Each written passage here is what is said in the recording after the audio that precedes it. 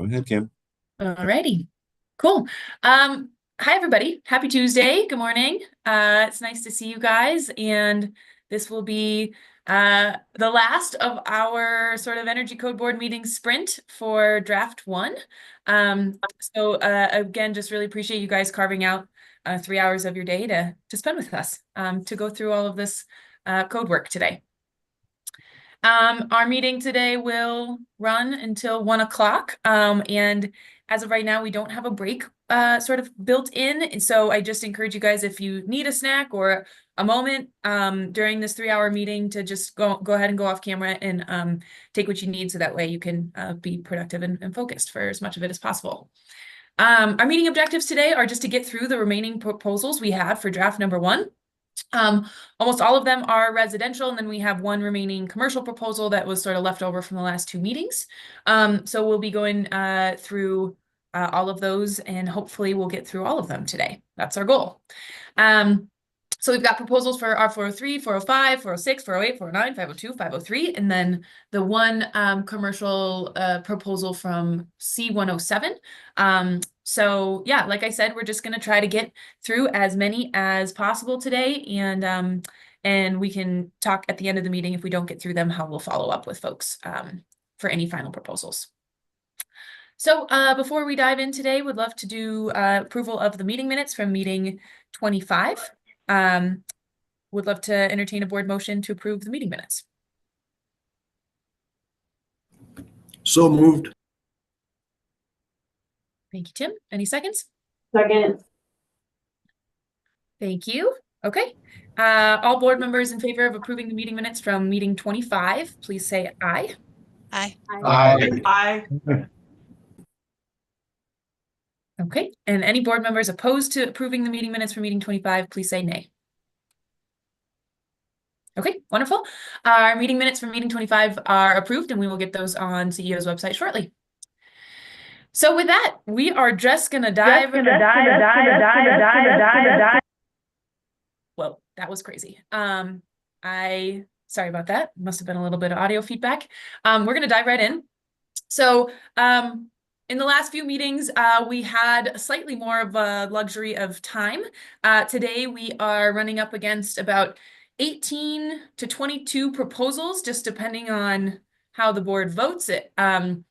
And we're fitting all of those into our 180 minutes today. So our goal is going to be slightly shorter review time for each proposal. Again, we won't be too strict on this if the board is having good discussion, but this is just a reminder to please keep your comments today concise, so we can make sure to get through as many of our proposals and discuss them as possible. And so, is everybody ready? 3 hours proposals. Here we go. Our first proposal today comes from R403. So just a couple notes. There were 3 original proposals in the proposal doc that you all received for section R403.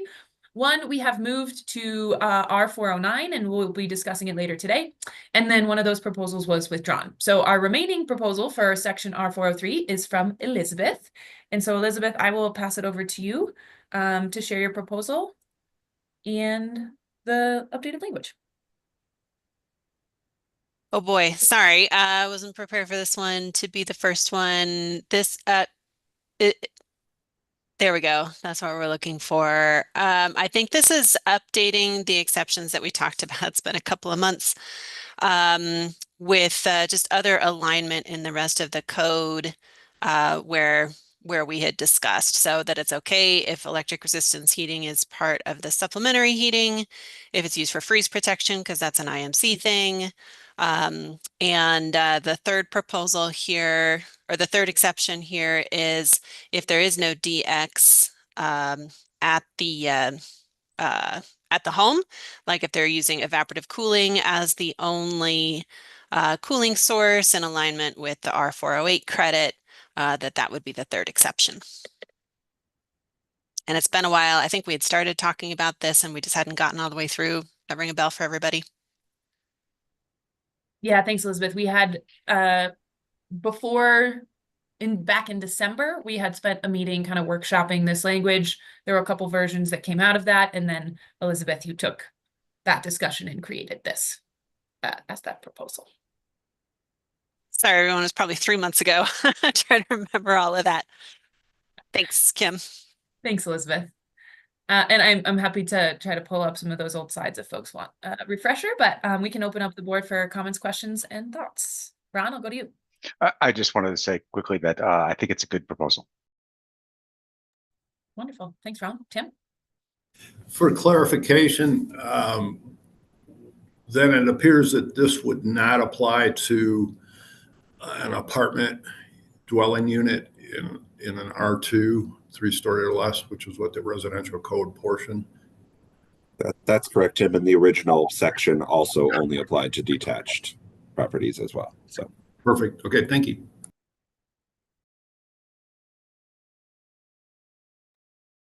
Okay. Any other board questions or thoughts on this proposal? If not, I'm proud of you all for having completed your homework and coming prepared. Amazing. So if I'm not seeing any other hands, we can probably move to our straw poll. So the question here is, does the board want to adopt the language for R 403.7.1 as proposed? Option A is yes, option B is no, and option C is abstain. Board members in favor of option A, please raise your hand. Okay, I see 14, 15, 16, 17. Okay, 17 hands for option A. Thank you, guys. You can lower your hands. If any board member would like to vote no, option B on this proposal, please raise your hand.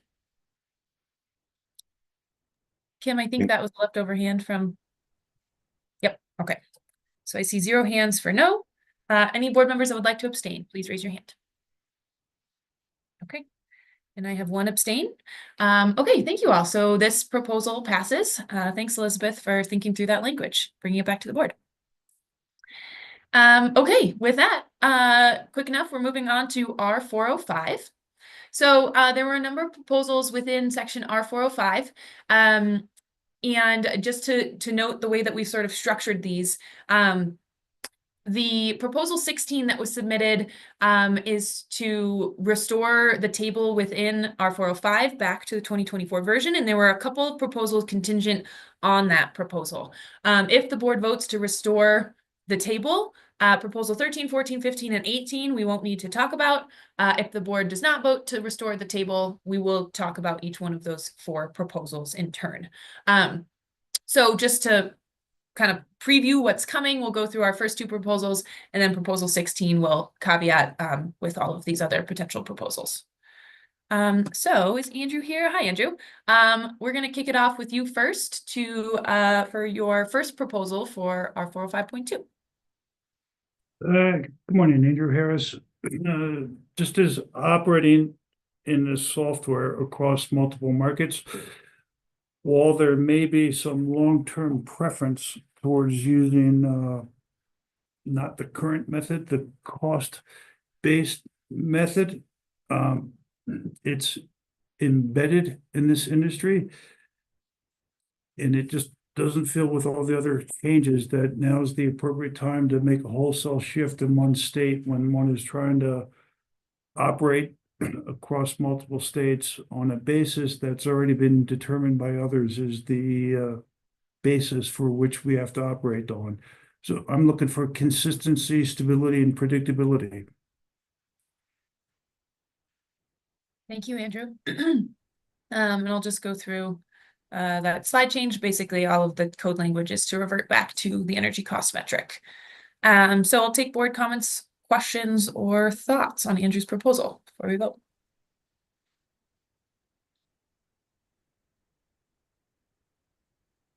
Kevin? I'd recommend against this, as the whole reason that we did this was based on a lot of public comment and input about debiasing the fuel sources. And this isn't giving electric a leg up. It's putting it in the same base playing field as gas fired. So that's my understanding of why we had this. That cost is not a good metric to do this by, and it.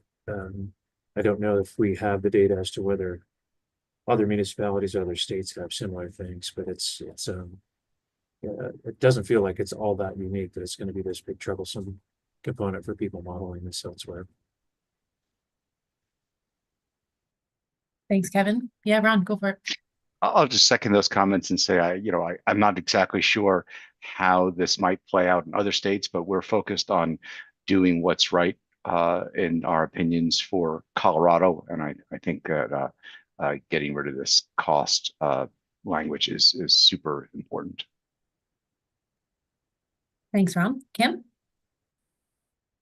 Echo those thoughts. And I also believe that one of the reasons why we voted to remove it was in order to create a more consistent metric for comparison, and cost fluctuates a lot and is not consistent across jurisdictions either with different utilities. Thanks, Kim. Adam and then Elizabeth. I also just want to offer quickly that Colorado would not be the first state to do this. Other states have worked on this. Washington, Massachusetts, and others have all worked on site energy-based codes, as well as a number of municipalities, including Denver, which has a cost option, but it is not really used. They use the site energy. They've seen the site energy pathway used primarily. So it is not, we would not be the first to do this. We'd be in the small, very small minority. Thanks, Adam. Thanks, Andrew. Elizabeth? Yeah, one thing that may help, Andrew, I know this is probably the rarest compliance option that is used, but actually taking it to an energy metric rather than a cost metric will provide more consistency for your Colorado projects, because energy will always be the same, whereas energy costs do change. So, you could have a project be or a design be compliant one year under energy cost and not be compliant another year when costs change. So there is some added consistency with using an energy metric under this particular compliance path. Thanks. Thanks, Elizabeth. Okay. I don't see any other board hands, so I think I will skip ahead to our straw poll. Does the board want to restore section R405.2 to use the energy cost as amended, energy cost metric as amended? Option A is yes, option B is no, option C is abstain. So board members in support of restoring this section as amended for option A, please raise your hand.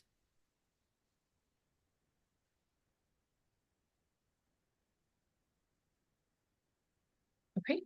I see 2 hands for option A. Thank you, guys. You can lower your hands. Board members who would like to vote no, option B, please raise your hand.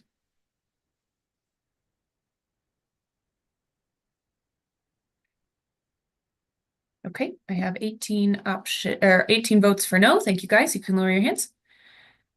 And then any votes to abstain, please raise your hand. Okay, thank you. 1 abstention. So this proposal does not pass, but thank you, Andrew, for bringing it forward for board consideration. Alrighty, next up is back over to Elizabeth to simplify number 3 of R405.2 into a table, and I can skip it into the code language whenever you need me to, Elizabeth. Yeah, let's go ahead and look at it. It's a good visual.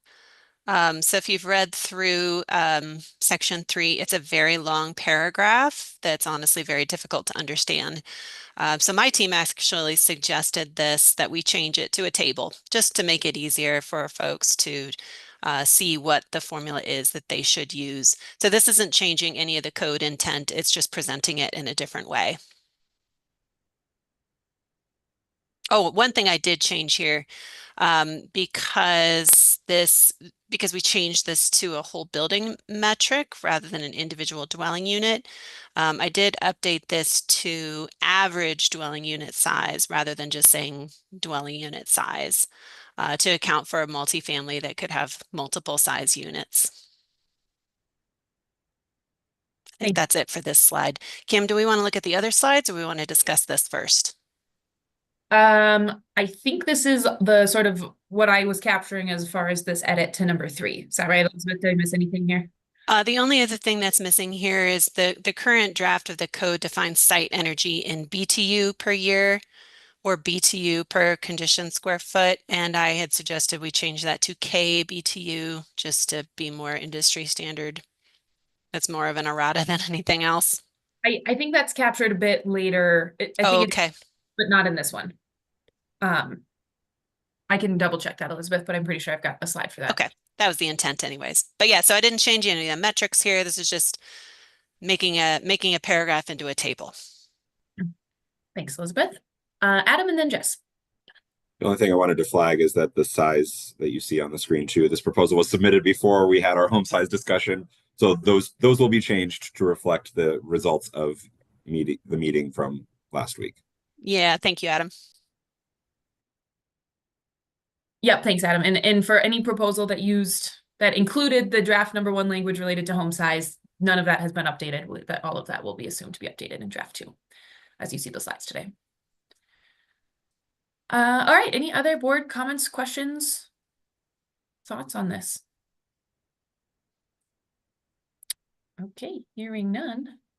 Let's jump ahead to the straw poll. So does the board want? And sorry, Kim, could I add one other thing if we could go back to that table? Some of the discussion here where we had like mixed fuel buildings and all other, the intent here was to align this with all of that discussion that we had about, what we're calling things. So whatever we decided for that, the intent was to apply it here to this table. Thanks for flagging that, Elizabeth. That's a good flag with that mixed fuel terminology, since we did vote to change that. Okay, cool. So does the board want to replace the paragraph in section R405.2, item number 3, with the proposed language and equations? Option A is yes, option B is no, option C is abstain. Board members in favor of option A, please raise your hand.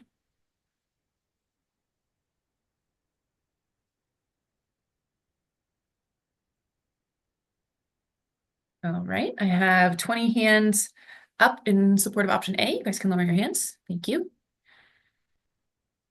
Board members voting for option B, please raise your hand. Okay, I have no hands for option B. And any board members that would like to abstain, please raise your hand. Okay, 0 abstentions. So this proposal passes. Thank you, Elizabeth. Okay, so now we're going to get into a couple of the R405.4.21 table proposed changes. So as you guys likely saw in the proposal doc, there were a lot of proposed changes to this table. There was one proposal that we wanted to talk about first, because if the table gets restored back to match the base code, proposal 13, 14, 15, and 18 are no longer relevant. If proposal 16 fails, we will talk through each one of those, proposal 13, 14, 15, and 18, subsequently following that proposal. Andrew, Adam, and Will, you're sort of all 3 had proposed something in the realm of reverting the R405.4.2 table back to the 2024 IECC. So I will offer time for all of you to speak. Adam or Andrew, feel free to kick us off, and then we'll go to the next one. Andrew, do you want to go first? I'm happy to. Adam, I'll let you start. Go ahead. Sure. All right. I think basically this was just largely in response to a lot of the public comments we received about challenges with changing the standard reference design and proposed design away from the model codes that are at the national level, largely just because of challenges with software, modeling software. So I think the ones that were flagged just specifically by ResNet in this case were their own softwares, as well as Ecotrope and RemRate, and concerns with just the changes that we're making not necessarily being accounted for in softwares. And I think really the reason why we propose this is more just thinking realistically about CEO's ability to get modified unique versions to all of these different resources. So we've already talked about ResCheck, ComCheck, things of that nature, the ability to get unique softwares as well to be able to accommodate changes is a challenge. It comes with a cost. It's one that we are not 100% certain that CEO will be able to meet all of those. We will do our best to get as many resources that are able to meet the changes that we have as possible, but that's just something that was definitely a concern for us in considering how we will support projects being able to meet this code. So it was just one thing that this was a consideration that we just wanted to have the board at least consider. if this proposal is rejected and we, you know, can maintain the changes to the table, we will figure out a way to make sure that this code is supported, but it's just a concern we had. Andrew, I'll turn it to you if you have additional comments. Adam, Andrew, I voiced the same concern as a user of 3 or 4 different software platforms already across the country by certain states that force different platforms. It's already extremely challenging.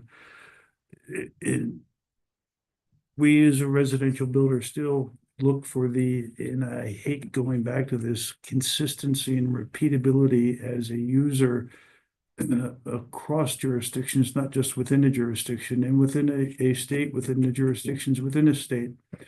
But I applaud the board's efforts to try and go down the road of this table and making modifications to this table. I initially voiced concern even having this table, period, because not many of us outside of these minority states have had any practical and real experience with these tables, and they're new to the industry.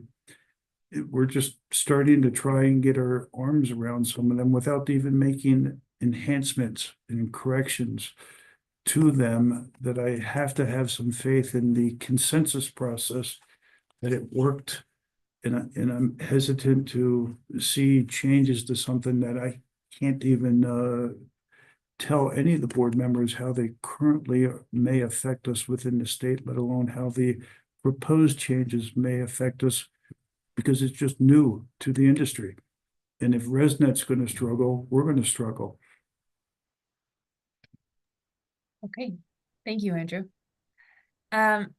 Would love to open up the floor to board discussion, comments, or questions. So any board members who have any thoughts to share or questions to share, please feel free to raise your hand. Elizabeth, I'll start with you. Yeah, I want to acknowledge the differences in our 408 for sure. That is something that will have to be addressed. For our 405, however, there are many softwares that can document the requirements of R405. ResNet is one that has done it in the past. ResNet can also be used for R406. So it's not like it's completely precluded from the industry, and it could still do unitary modeling.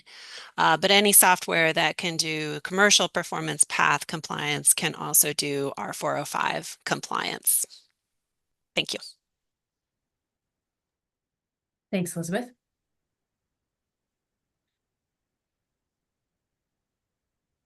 Any other board members have thoughts to share on this before we jump to a poll? Yeah, go for it, Kim. I'll just chime in agreement with Elizabeth that there are revisions state specific to software that gets used out there. And this isn't not unique for that.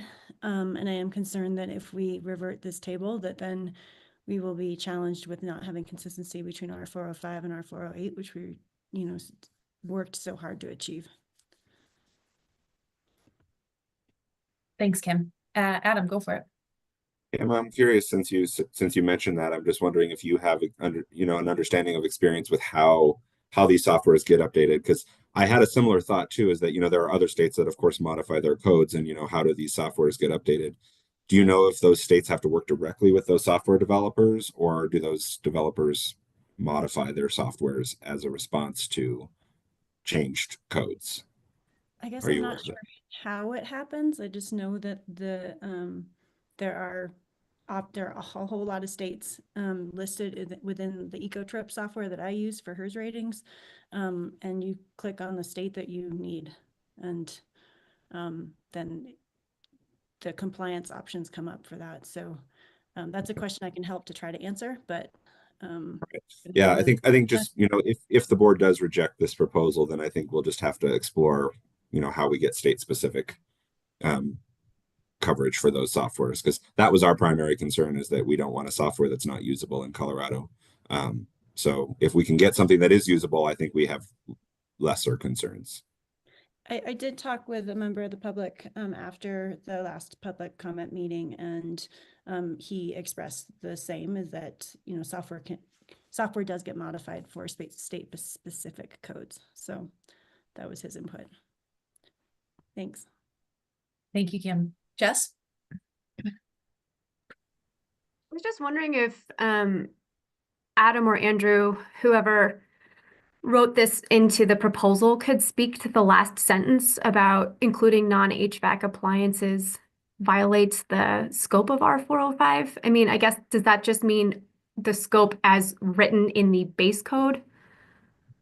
Correct. I didn't write that, but I believe that's what it's referring to, is that there's language in the base code that says it's only limited to space heating, water heat. There's a link, but I think Elizabeth has a proposal later, if we keep the changes, to change the scope. So Got it. Thank you. yes, the scope will be addressed if the changes to R405.2 remain. Got it. I didn't get that. Could you try explaining it and saying it one different way?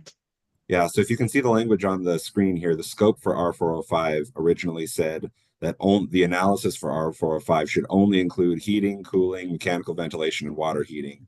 And I think the concern was that based on the changes we made to the table, we added in considerations for other things that are not in one of those four categories. And so if the board continues to have the changes in the table that add, you know, things like renewable energy, other non-HVAC appliances, lighting, things that are not listed here, that the board will consider this proposal to change the scope so that those things are not precluded. Does that help, Carolyn? Yes, thank you. Okay. Thanks, Jess. Thanks, Adam. Just roll back here. So if we one more question. So if we revert, then Elizabeth's change comes off the table. Correct. Yeah, because if we revert the Okay. table back to the original, then only those four things are accounted for in the table. Yes. Go for it, Kate. I just wanted to point out that there is a comment in the Q&A that speaks to the res check and how that gets updated. So not that I completely understand this, so I just wanted to make sure other people had a chance to look at it. Thanks, Kate, for flagging that. Give folks a moment to read. Elizabeth, yeah. Yeah, I would just note that res check and com check are prescriptive, which does not apply to R405. There are no DOE changes that would be required for R405 as we have amended it. That would come into play for R408 when you choose your efficiency packages out of res check, but not R405. Thanks, everyone. Thanks, Elizabeth. Okay. Any other board questions, comments, discussion on this proposal? Okay, seeing none. So we will move to our straw poll. Does the board want to revert the table R405.4.21 back to the 2024 IECC? Option A is yes, option B is no, option C is abstain. Board members in favor of option A, please raise your hand.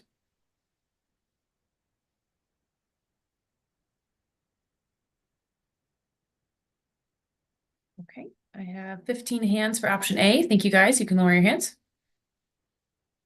Board members in support of option B, please raise your hand. Okay, I have 5 votes for option B. Thank you, guys. You can lower your hands. And if any board members would like to abstain, please raise your hand. Okay, and I have 1 abstention. Thank you. You can lower your hand.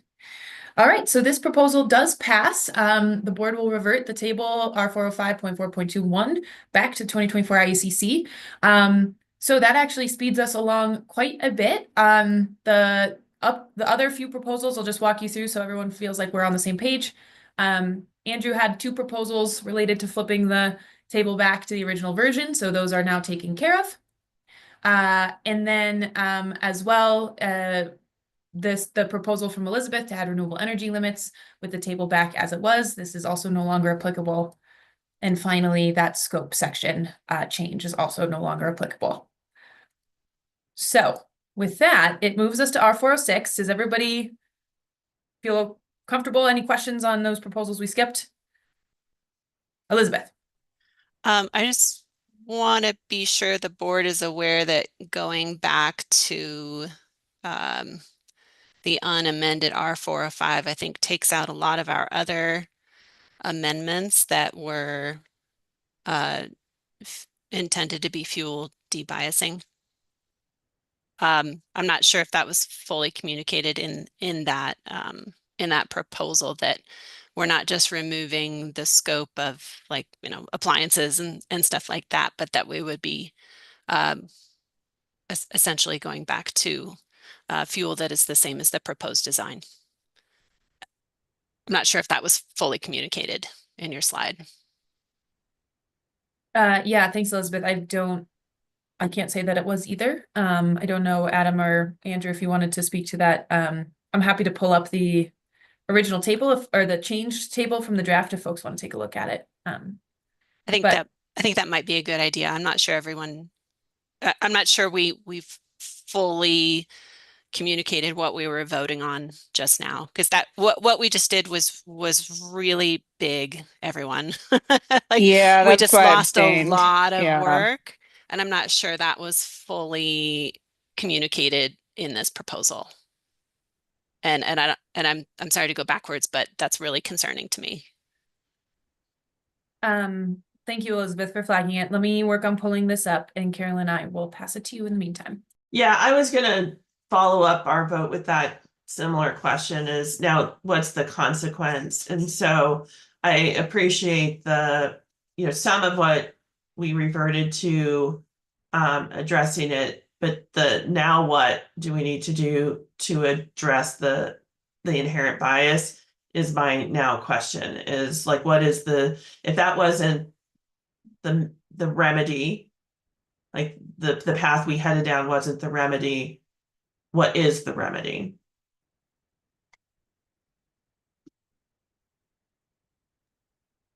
Yeah, go for it, Kevin. I'm just Yeah, gonna... and I agree that the simplification of the table was really the heart of what I was responding to in terms of public comment.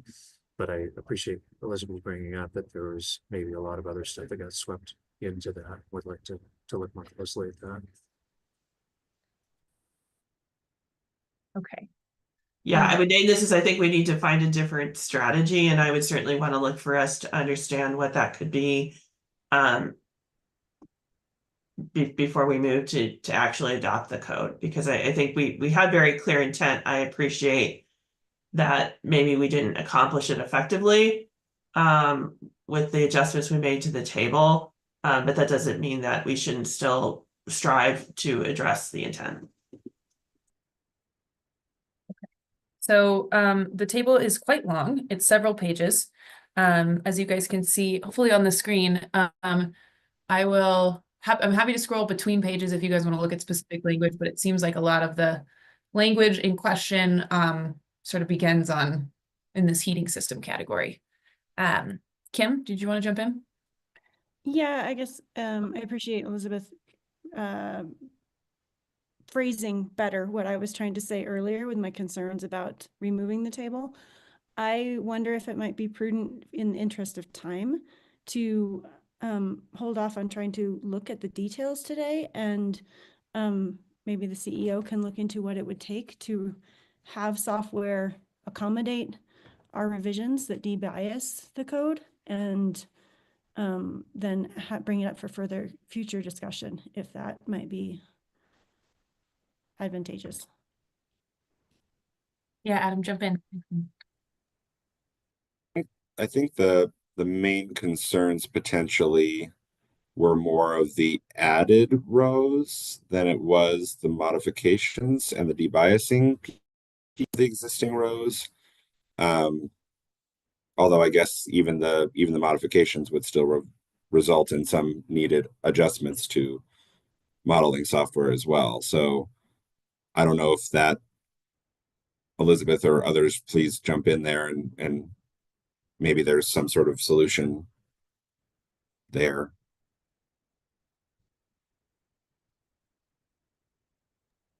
Elizabeth, go for it. Yeah, I think there's only one software that doesn't do this, and it's one brand of software. I can name a dozen more that can do all of these things. I don't think that needs to preclude the goals of the board for R405. The way that the requirements of R405 are written, when you look at, what is this section? Sorry, it's the actual modeling requirements are like R405.5. When it describes the calculation software and tools, like what the calculation software should be able to do. There's again a dozen different softwares that can meet that requirement. I'm unclear as to what the issue is around software here because I don't see an issue. Now the second issue, I guess, about the scope of R405 should be a second topic. So that would be like, for example, these last three lines: the renewable energy, lighting, non-HVAC things. We want to discuss the scope of R405. I think the board could still accomplish their goals if we keep the scope of R405 as, sorry, what is it? Is it heating, cooling, something else? Sorry. If we wanted to not adjust the scope of R405, all of the same softwares can all do all the same stuff. The third question is, do we want to fully revert the table and remove the fuel debiasing that we've talked about? Those are pretty different points that I think accidentally all got lumped into that vote. We just undid a lot of work if that's really what the board intended. And the reason I'm waving the flag is I'm not sure that is what the board intended. So maybe we could talk about those points separately.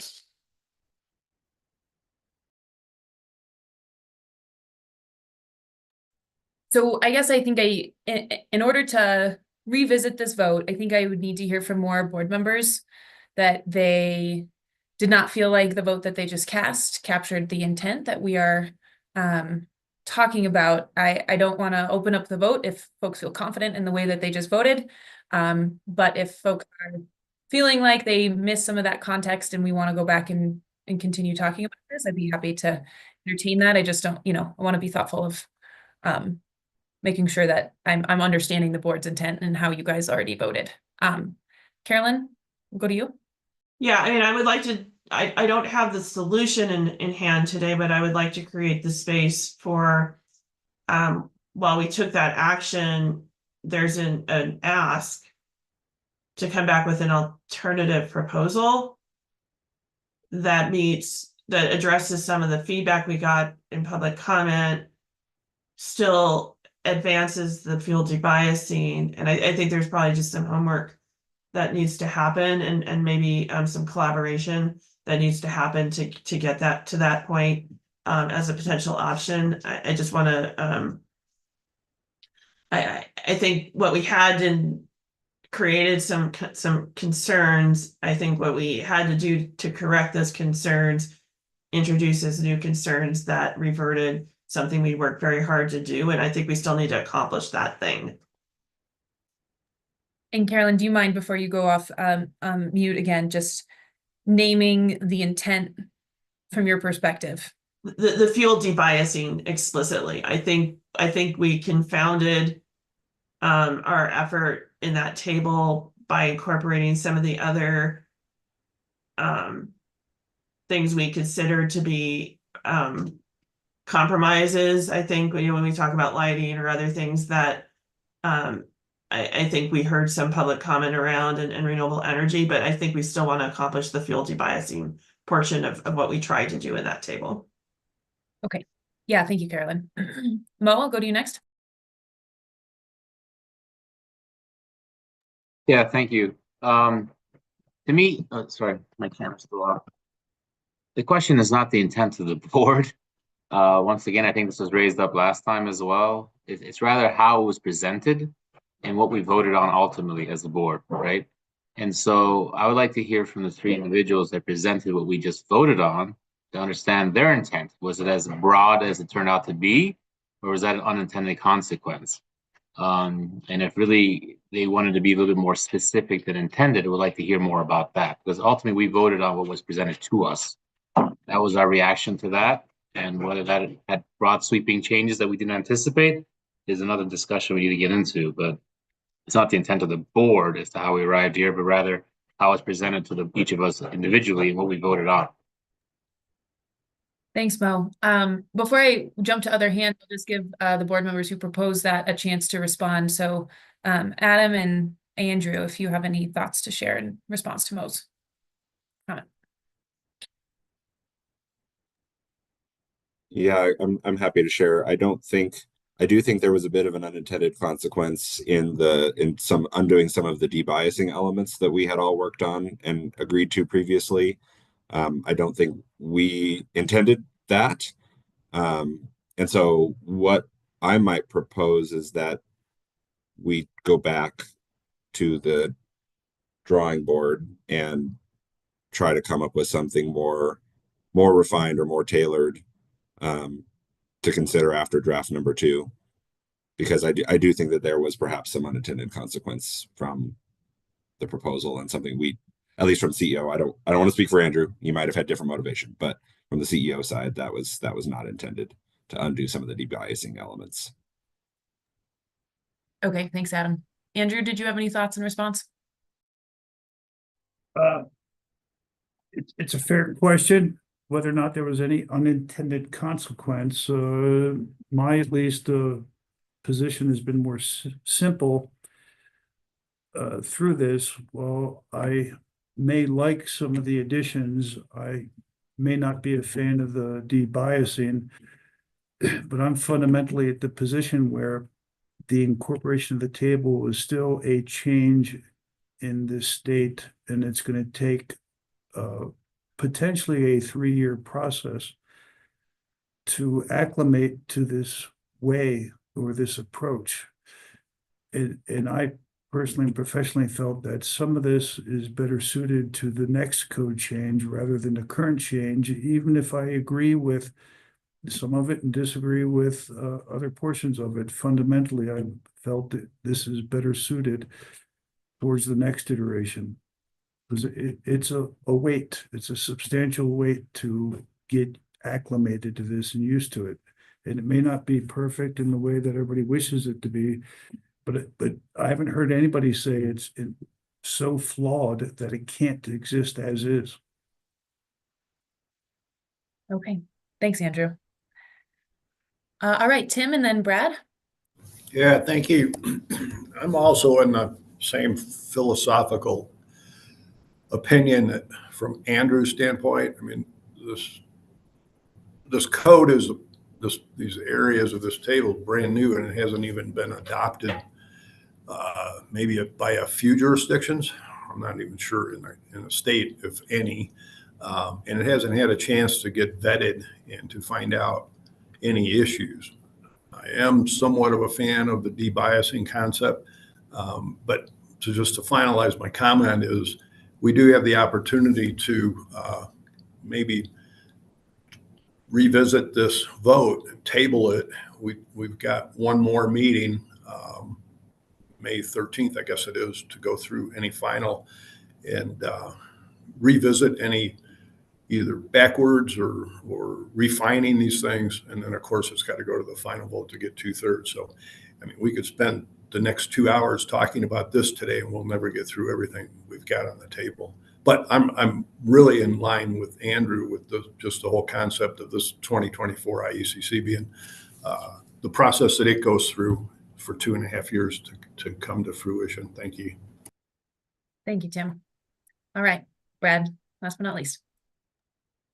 Yeah, thanks, everybody. I appreciate all the comments. It's really kind of made me rethink my vote at this point. So recognizing that, I would like to reconsider this. I certainly wasn't looking and hadn't considered the full scope of the debias, fuel debias that we've included in this. So the other point I want to make is that although Elizabeth is not incorrect that there's a lot of software approaches to meeting this, I think largely under R405, the majority of the industry is probably using only 2 software options. I would say probably for 98% of all performance path HERS rating compliance submittals in the state, and that's ecotrope and REM rate, and then some may use energy gauge, but largely just ecotrope and REM rate.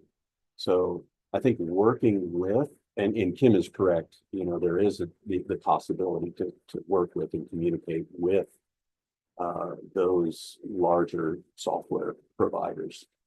So that's all I wanted to add. Yeah, thank you, Brad. Okay, so I think in the interest of time today, and per some of the comments that you all just made, which were very helpful, I think we will move on with this change and make sure we save space for this conversation after draft 2 to make sure that we're recapturing any edits to the R405 table that may have been removed in this vote that were not intentional as part of this. So if that sounds okay with everybody, that will be our plan for today, and we will certainly plan space for this conversation as we move into our draft number 2 proposal meeting. Okay. Thanks everyone for the good discussion. I appreciate the conversation and the naming of some of those concerns. With that, we're going to move on to R406. We have 4 proposals for section R406, 2 from Andrew, 1 from Elizabeth, and then 1 from Brad, Jess, and Elizabeth. So Andrew, we will kick it off with your proposal first.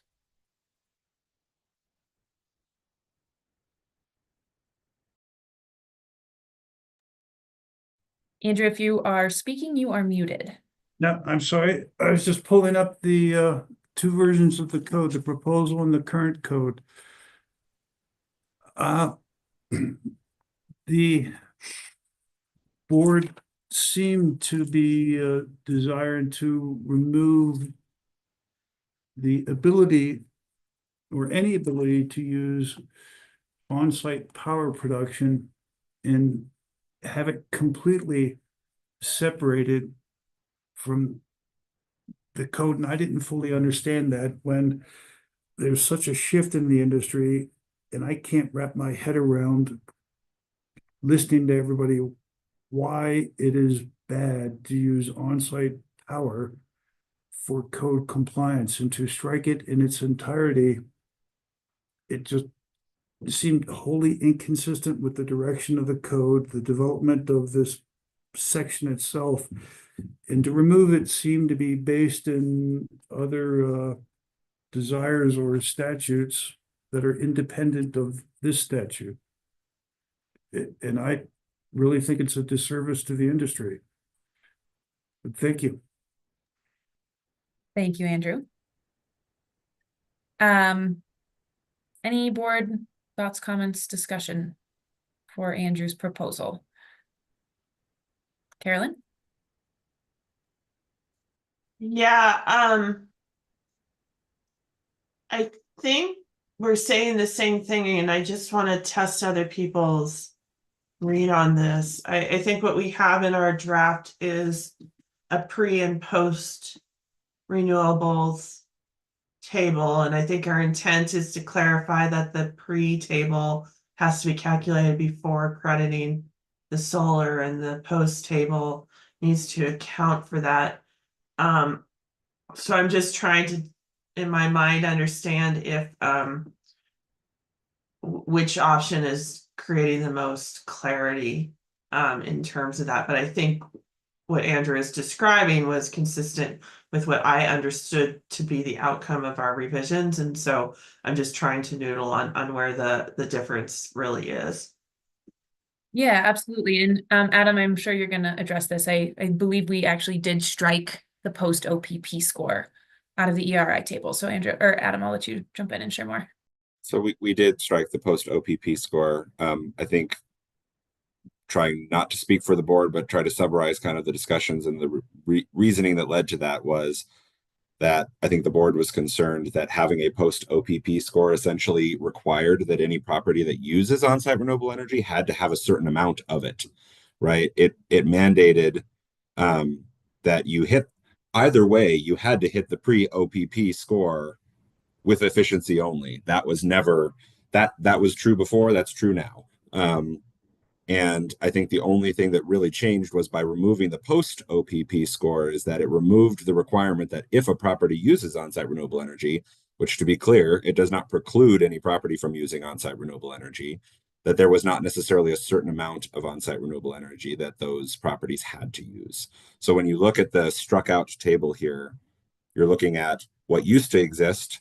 The second column was the pre-OPP. You had to hit those targets before considering any on-site contribution of any on-site renewable energy.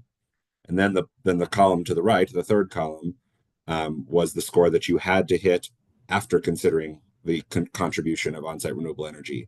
And essentially what that is saying is that between the score not including on-site renewable energy and the score including on-site renewable energy, you had to have enough renewable energy to get your score from that pre-OPP to the post-OPP. And my recollection of the board conversations was that the board was not comfortable saying you must have that much renewable energy. What if the project wants to have less renewable energy? Then in theory they wouldn't be in compliance with the code. So that's my recollection. And Adam, I think I just want to clarify one point. I believe, and again, somebody correct me if they think differently, that the way that the table was structured is that if you plan to use renewable energy on your project, you had to follow the post OPP number, and it did not dictate that you have to hit this middle column first. And I'm referencing this language right here. So depending on if you use renewable energy on your project or not, it dictated your score. And my recollection is that the board did not feel comfortable allowing projects that use solar to meet this lower score, because there could inherently be a trade-off between efficiency versus renewables to get to that lower score. So I believe that was the reason we struck that column, is because of the way that code language reads up here. Thanks, Yeah, Jim. thank you. And I think my question is more than Andrew is, I don't know that his language alters that. So his language would restore the with OPP targets and But isn't he still saying it's, oh, I see. It basically revert back the changes that we made to that section. Yeah, and I will note too that the with OPP column in the ERI path 2024 IECC is the first version of the code that had that. Previous editions of the code basically said you must meet the ERI score, and that's what it was. So just noting that this is also the first time that's been different. If Adam's interpretation is correct, I think that's a question. If the board's intent was solely just to accomplish that there wouldn't need to be a minimum to achieve that, if one did, I could see withdrawing that proposal. But if the intent also has the ripple effect to eliminate the ability of one to comply with the code via that path, I think that's where I was, if you could go back and revisit that, that's where I was still unclear. And I thought that second piece you had up.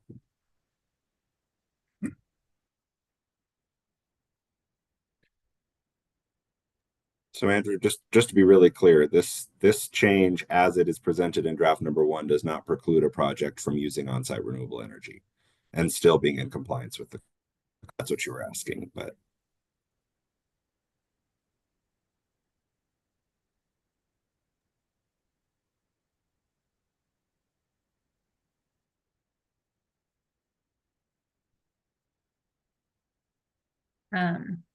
Then based upon what you believe to be the interpretation, Adam, I'd be comfortable withdrawing the proposal if there's no effect other than it eliminates the requirement for a minimum size to comply with that, if one does that. So I think it essentially does two things: that it does not require a certain target to be hit using renewable energy, and it doesn't allow renewable energy to be used as the primary metric for reducing the ERI score, if that makes And it was sense. that second piece that if the code permitted that is a path, I didn't want to see that based upon the development of the code consensus process, that if that was what the consensus body believed was a viable path, I didn't see why the board thought it was punitive if one wanted to proceed in that path. I could see it as being favorable, other than the fact that it would set a score. Yeah, I think just again, trying not to speak for the board, but just bringing up recollections, is that the board was concerned that if that solar on-site renewable energy should not be used in lieu of energy efficiency, that you shouldn't necessarily just be able to have a relatively inefficient building and then just put a bunch of solar on your roof to offset that. Is my recollection of what those discussions yielded. And I don't know if anyone else wants to jump in. That matches my recollection as well. So, Concur. Andrew, it sounds like maybe we do want to move forward with your proposal and just let the board weigh in. It sounds like you might still want to based on that. Based upon the second, I'm inclined to still move forward with the proposal, however it falls. Okay, thanks, Andrew. Tom? Just not sure, if the metered usage stays low, why we care. I mean, I wouldn't want to waste money on extra solar, just to save money on a better ROI, windows and things like that. I think that's just the way you would do it in general. But if somebody wanted to build a house that had a beautiful view and exposure, have more windows than they could otherwise have because of the view, I don't know why they couldn't offset that with on-site power production. Thanks, Tom. And I'll just add clarity real quick. So again, this is not saying that somebody would definitely be able to use on-site power, and within our 408, there is a credit that someone could earn for on-site renewable energy as long as it met that metric outlined in our 408. This is simply saying someone chooses to put renewable energy on, they don't have to abide by this metric. They have to abide by this one or this score before their on-site power in the software.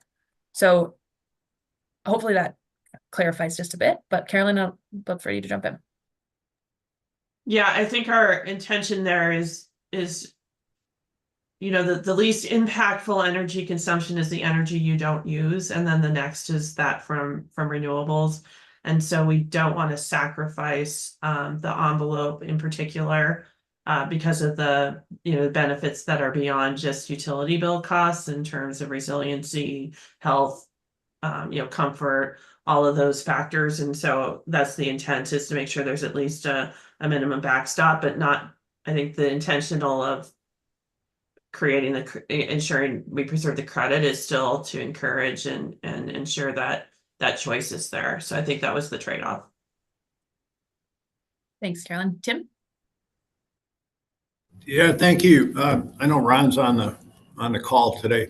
Boulder County, maybe he could help, because their Build Smart Energy Code has it set up with a double table to be able to have, I don't know the exact language, but it says you got to go do the ERI at a certain level without on-site, and then it's got the ERI with solar, because they have the net zero based on the size. But I just don't recall if there's some language in Boulder County's Build Smart Energy Code that might be able to help us here. Yeah, we have the same. Oh, I was just saying, Ron, you jumped on, so go ahead. I mean, we have the same in Boulder. We have a pre and post, but we require both as opposed to choosing between them. It's essentially set up as a backstop. So instead of in previous versions of the code, there had been a backstop that said you have to build to a minimum of this table, and then you have to go above that for this code. And we eliminated that whole backstop concept by saying this is the ERI score that you have to hit before the influence of photovoltaics or on-site renewables. And then here's a secondary target that you also have to meet for the larger homes that includes the impact of the renewable energy. So you have to do both. Yeah, thanks. So wouldn't that be a concept that we could try to introduce here to take care of the issue and still have the table with both? It's been working well in Boulder County. Yeah. We do get into there's a little bit of a modification because the pre and post, the HERS or the ERI scores don't necessarily look at the offsite renewables, which we also still allow. So, but it's definitely a manageable task to include both pre and post the influence of renewable energy. And it is something that's also required in this DOE's Zero Energy Ready Home program. That program also has essentially pre and post renewable energy targets. Thank you. Ron, Tim, nobody knows where the DOE is going to go under the current administration, and I can't tell you even if we're going to have our tax credits pulled under the premise upon which many of us do this stuff. But why would the board want to punish somebody if we were to start as a builder introducing, for instance, the 5 kilowatt systems on many homes across the board or even across whole communities? Why would one not want to permit a little bit of wiggle room on a backstop? Why is that so bad if one wants to introduce? The reason for the backstop is there's a couple of reasons. One is that the energy that is saved through good building envelopes happens regardless of what's going on with the grid. So in an emergency situation where the grid goes down, homes with a good score, just a good building envelope, remain habitable much longer than homes with poor insulation. So we were seeing, before we introduced this, we occasionally were seeing proposals for really poorly designed building envelopes that had overpoweringly large PV systems. And these houses were very vulnerable to grid interruptions. They also were vulnerable to those systems, breaking down over time. The PV system typically has a lifespan of 20 to 30 years according to the warranty, whereas the insulation that's underneath the slab, that's the life of the structure. So we don't want to compromise on those long-term building envelopes in favor of high-tech mechanical systems or renewable energy systems that have a much shorter lifespan. And you're going down a different road of durability, and the code already requires, I thought, a 15-year warranty. And if one wanted to change that to a 25-year warranty to feel more comfortable, I think the board could propose that. But I don't live in your world in Boulder where people propose all glass homes. I'm saying as a production home builder, there may be a day where one wants to do wholesale solar. And I think it's fair to ask for a little bit of relief if necessary and not to overly burden. And what that relief looks like, I think, is a question the board can address, but to have a bright line and a double bright line is a little harder to take. Thanks, Andrew. I'm gonna go to the folks with hands up, so we'll go Kim first. Thanks, Kim. I just want to echo what Ron is saying. And we, down in my region of San Diego County, Telluride region, we have similar codes where we have a backstop ERI. And then if you have renewable energy, then you can achieve, then there's a further requirement. So it's set up very similarly. It works really well to address concerns with making sure that all homes, including extra large homes, are built very efficiently. And I don't think that I would be in full support of having 2 columns here as long as there was language stating that the score not including OPP has to be met prior to then the other column. I'm not sure what benefit then having 2 columns achieves.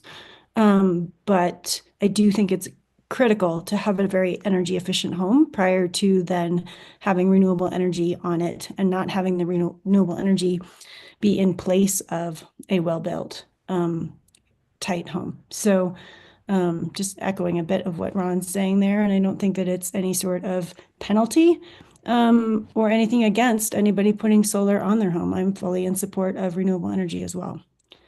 Thanks. Thank you, Kim. Will? I also think that it makes sense to have the minimum efficiency requirements before the ability to sort of supplement with the on-site solar. And I think that's particularly important as we look out at the future of the grid. By the end of this decade, in much of the state, we will be at a 70 or 80% renewable share on the grid. So the actual sort of benefits of the power that you're displacing with on-site solar is cleaner and cleaner power. So the incremental sort of emissions and environmental benefits sort of get smaller over time. So I think that's just another reason why I think it's appropriate to focus primarily on the building itself, with the on-site renewable being essentially supplementary to that. Thank you, Will. Yeah, Andrew. I keep looking at this and I'm in a camp, either the code has to stay as is or the column comes out, but I still think the code should stay as is. I think the drafters, for the most part, got this right. And if the board wants to introduce a backstop, I still think there should be some permissible offset that could be proposed to at least have if one complies with the ERI with OPP, it doesn't seem unrealistic to ask for some relief in the other, particularly if every home in the community is doing it. And it helps when one is trying to offer multiple plans, multiple plan options, and the ripple effects may be more pronounced than I think people think when one doesn't live in a production world. And you're operating with custom homes that are so unique, and you can force a custom home, but on a production basis, I think the code drafters got this right. And if people want to backstop, I think there should be a little bit of permissible offset. What amount that is, I don't know. Okay, thanks, Andrew. Adam, I'm probably gonna have you as the last hand. I think we need to move on to a vote here. Yeah, well, that's what I was trying to get to anyway. So I was basically going to suggest that we vote on Andrew's proposal as is. If folks don't like, if it passes, then it is what it is. If it fails, then the code stays as the draft number 1 is. And if folks don't like either of those, then you can propose something else for draft number 2. So just keep that in mind. Thanks, Adam. Okay, so with that, we're going to move to a vote on Andrew's proposal. So the question at hand is, does the board want to restore the language in section R406 that creates an ERI target with out and on-site power and a separate target with on-site power production? So restoring to the 3 columns that we saw as I had the code pulled up. Option A is yes, you are in support of having the 3 columns with the pre and post OPP score. A vote B is no, you are not in support of that change. A vote C is abstain. And I think just to be clear, oh, go ahead, Andrew. In this vote here, does that include the reinsertion of the language that was struck? Or is that a different? It does. It would essentially. Yeah. No, thank you. Yep. Yeah, and to be clear, since the topic about backstops was being thrown around so much, this proposal, if approved, would not include the efficiency backstop that we've just discussed. It would say either you have the efficiency only target or you have the on-site renewable target, and you can contribute, in theory, as much of that from on-site renewables as you want. So just noting that, since that was talked about a lot. Okay. Thank you, guys. Tim? Yeah, so with that being said, Adam, so it would be possible, since we got one more try at this over get that next draft, is we could bring something back to insert a potential backstop language. You could. Thank you. Thanks, everybody. Yep, Kevin, go for it. Oh, sorry, was that you, Kevin? Did someone say something? And if we keep it as it is right now, that we could add back in that backstop. But if we revert to the base code right now, would it absolutely install the backstop? So Kevin, As the the way it is base? now is the backstop. The way Got it it. is in the draft number 1 is backstop, and then you can add renewable energy as much or as little as you want. And as it's drawn right now, it doesn't prevent anybody from adding renewable. It just says you have to meet this minimum requirement first. That's correct. Okay, thank you. Okay, awesome. With that, moving to this vote. So again, option A is in support of Andrew's proposal. Option B is not in support of Andrew's proposal. Option C is abstain. Board members who would like to vote option A in support, please raise your hand.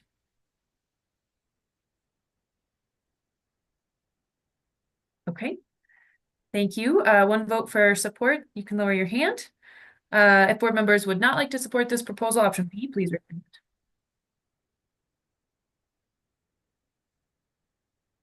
Okay, I have 17 hands for option B. You can lower your hands. Thank you.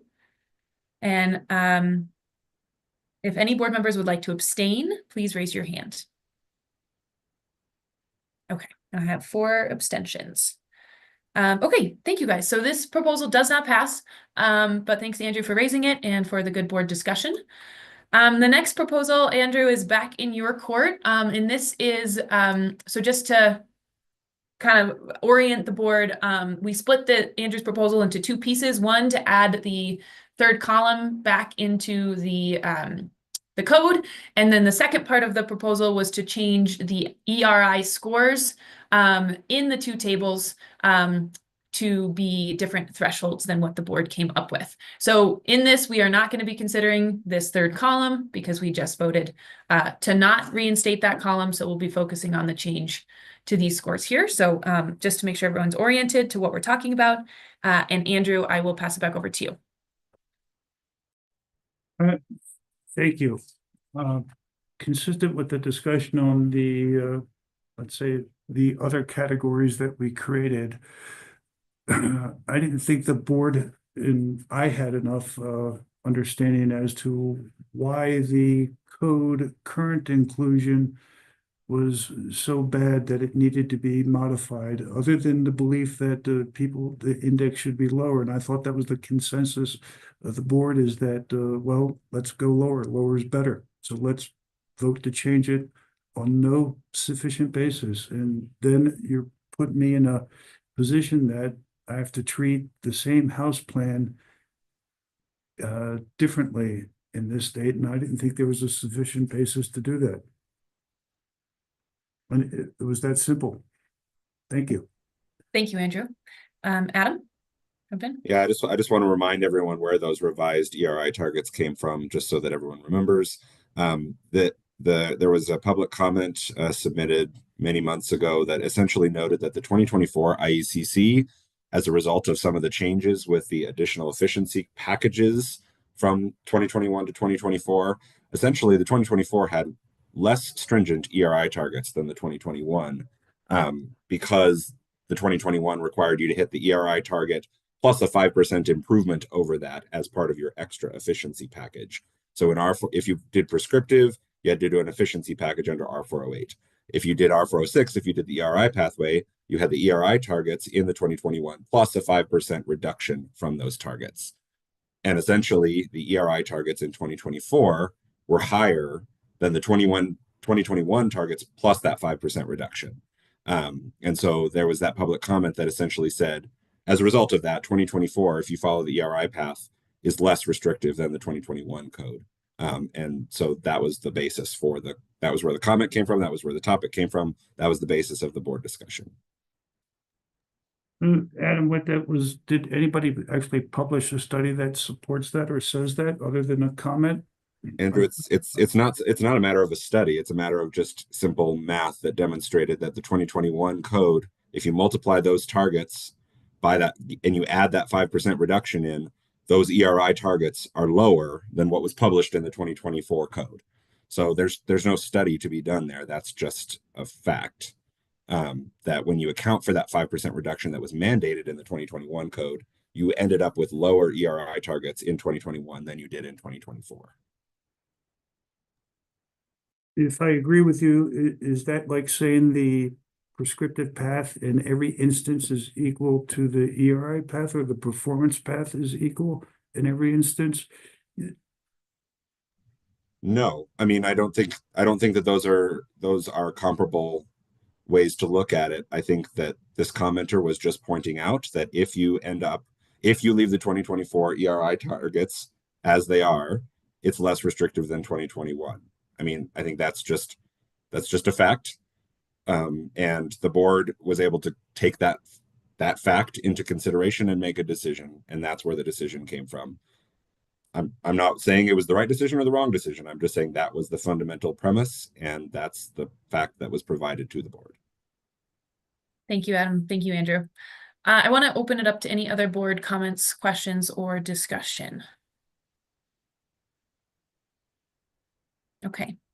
I'm not seeing any. Oh, yeah, Kevin. Sure. No? Okay. I'm not seeing any hands. And so with that, I'm assuming board members have a complete sense of what they will be voting for here. So we can move to our straw poll. Does the board want to restore the ERI targets for small dwelling units back to the 2024 IECC levels and weaken the ERI targets for large dwelling units? And I guess I will just I will take this piece out because that is no longer part of this poll since we already voted on that. So again, we're voting here on changing the ERI targets for small and large dwelling units. Option A is a vote in support of this change. Option B is a vote against this change, and option C is to abstain. So board members that would like to vote in support of this change, please raise your hand for option A.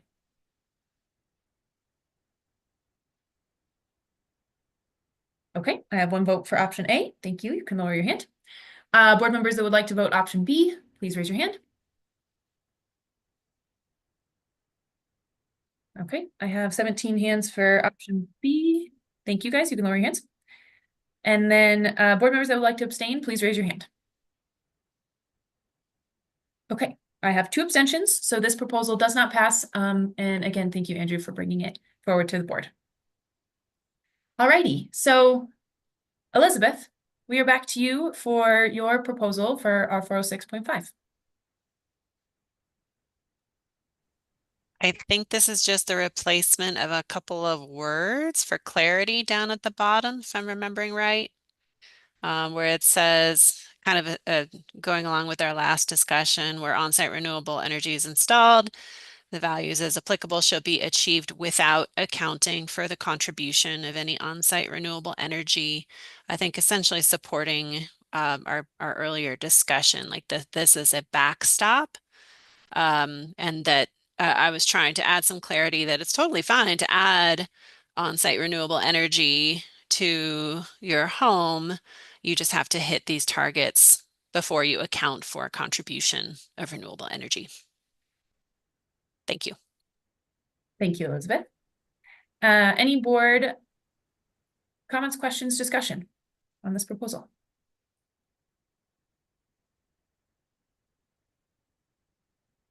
Andrew? With the prior vote, I would agree that contribution is the appropriate term. On the flip side, whether or not prior to or without is preferred. I think that's splitting hairs with some of us. I'd vote for prior to remain. And agree with the contribution. I'm fine with that if that's board preference. I was essentially trying to note that it's okay to install things. You're just not accounting for the contribution of the energy. Okay. Thanks, Andrew. Thanks, Elizabeth. I think I may, Elizabeth, if that feels like okay to you, I can just go ahead and update this change. I'll keep it here unless other board members have thoughts. So Kim, I'll jump to you. I think it's clear from a HERS rater's perspective. I think without is more clear. Okay, thank you, Kim. Any other board members have thoughts on that language change? What was Andrew's proposal I mean, excluding would be a word that would come to my mind. Andrew was suggesting instead of using the word without, we just keep prior to as the word, and then keep this change, installation change, swap out contribution for installation. Keep that. Excluding could be used. Yeah, so as applicable shall be achieved excluding the contribution. I like that too. Okay. Okay. Andrew, do you like that as well? I'm good. Thank you. Okay, Kim, I know you had a thought. Do you feel like that's clear? Sure, yep. Fine.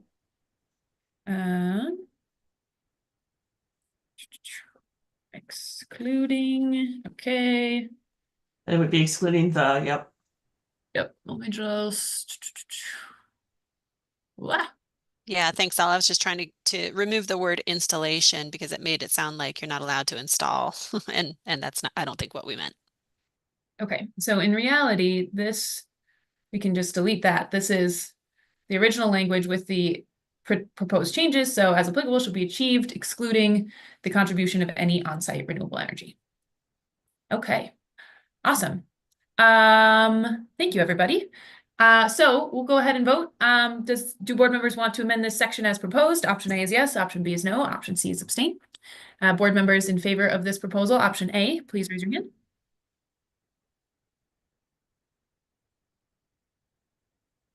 Okay, I have 19 hands in favor. You guys can lower your hands. Thank you. Board members not in support of this amendment as proposed, please raise your hand. Option B.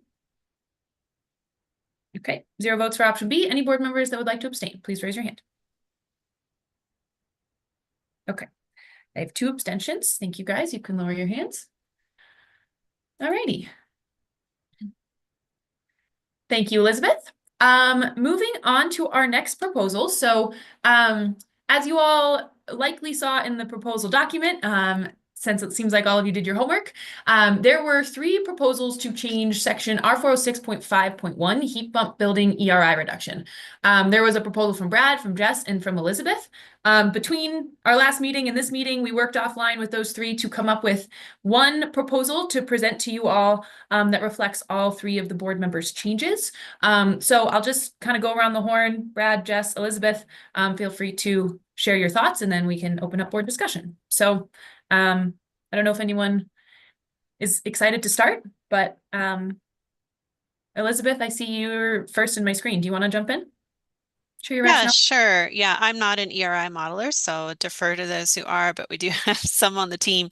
So I tasked them to ask or to help us define what this delta should be. There was a lot of public comment about 5% is maybe not enough, and it's a little awkward because we can't do fractional points in the ERI pathway. We tested out the 5 points metric, found that to be pretty good. The difference between, say, a high efficiency gas home and a high efficiency electric home in points will vary based on home size. It's definitely more impactful for larger homes that we were testing than it is for smaller homes. So 5 points seemed to provide enough buffer that a building or a home that meets both number 1 and 2 would not be penalized by using 1 or 2 relative to a high efficiency gas home. The other wording in here, I think this might be my wording here, again, was just trying to provide some clarity, and that was stuff we workshopped with you all.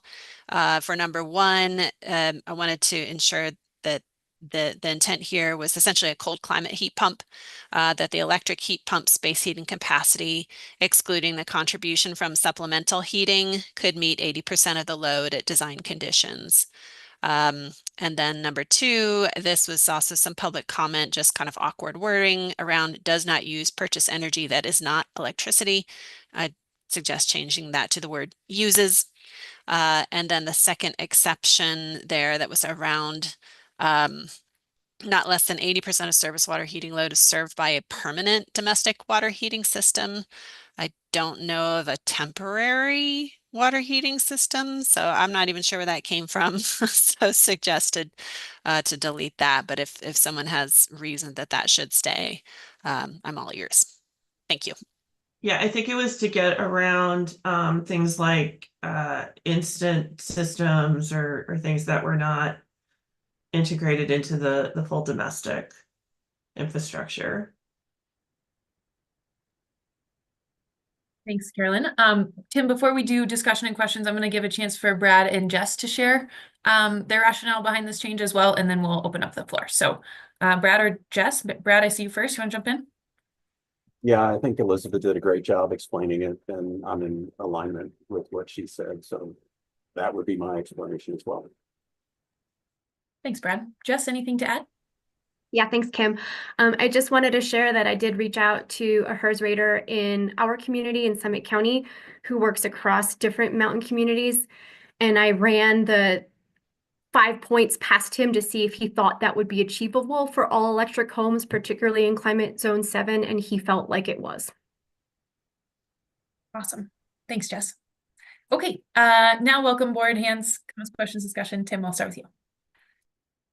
Thank you. Could you re-explain the comment on, I guess, adding the language in number 1 that I think I heard that's going to push just doing to get that extra point, it has to be a cold weather heat pump and not just a normal heat pump. Could you explain how that comes into play with that based on 80%? Yeah, Tim, I think that was a question for me. The original exception was not mine. I was just attempting to clarify the language as I interpreted the exception.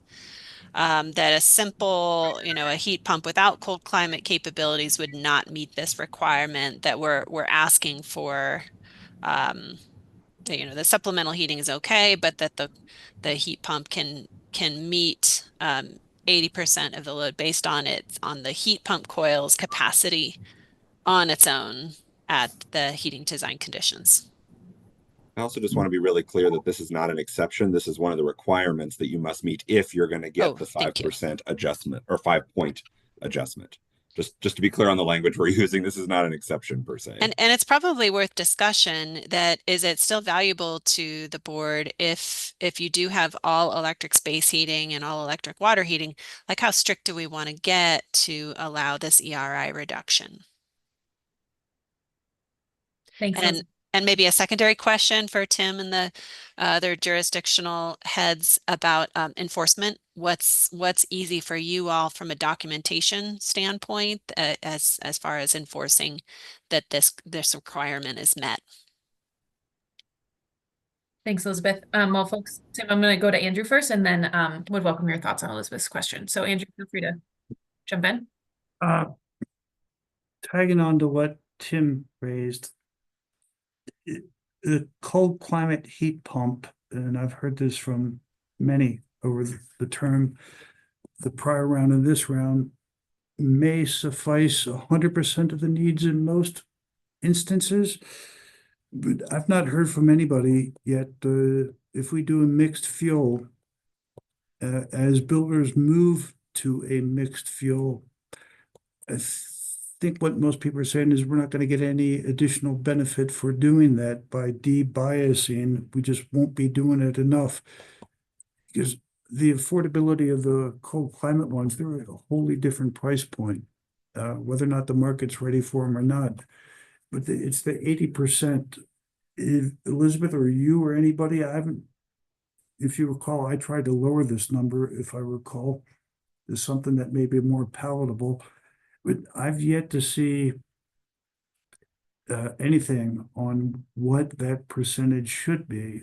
I may agree with everything else. I just don't know what that percentage should be. And I think that's a great point. I would definitely throw that out for discussion. My attempt here was to try to clarify what this meant. So yeah, I'd love everyone's input. Kristen? I'd love to provide some input, given that I am 100% electric with cold climate heat pumps in the coldest climate zone in the state. And again, even despite temperatures going down to nearly negative 30 degrees Fahrenheit over this winter, our heat pumps continued, even without backup heat, to provide 100% of our heating needs. So when you have a tight envelope and a well-built home, people, these are possible. I would also remind the board that there are over 100 models now available in the cold climate heat pump space, especially if you're also considering mini split instead of the whole home system. So I would remind builders that that certainly is an option, especially if you do a zone system within homes, to have mini split cold climate heat pumps. There's a lot of product out there at this point. And I do think that the points value is right on here, and that 80% is a viable target. Thanks. Thank you, Kristen. John? I'll just echo what Kristen just said. Same thing. We've got several homes in very cold climate using heat pumps. It's true that some of the ones that are marketed as cold climate are more expensive, but there are hundreds of heat pumps available that perform as cold climate and are not that much more expensive than anything else on the market. So I think 80% is appropriate here. Thank you, John. Okay. Any other? Yeah, Elizabeth. Yeah, I just wanted to ask, Tim, Ron, Carolyn, from an enforcement perspective, is this enforceable? Is this something that you can ask folks to document? Is that going to be an issue? I'll jump in. We here in Broomfield require a manual JDS to prove what the heating loads are in terms of sizing the heat pump and whether or not. And I think that answered my question is the 80% requirement does not specifically say it's got to be a cold weather, because you're going to be able to get a regular heat pump work to get 80% until, in my opinion, until you get into the really cold weather. I know at my house in Niwot, I just bid the option from Safe Home Heat to either do a regular or a cold weather. And I was given the two different options, price range, and of course the regular heat pump from Lennox was less expensive. But with that being said, I'm fine with this change because it doesn't say it's got to be cold weather. I mean, the requirement from an enforceability, that's how we do it. We would be doing it. They'd have to prove the heat load. And I think Ron's the same way, because I was actually going to have to do my permit through Ron with Boulder County, but he can speak. Ron's going to reject your permit now, just for clarity. No, I'm being recorded. Yeah, Tim's right. This would get sorted out in the manual JD&S calculations that we require. Do you need any more specificity on the phrase heating design conditions?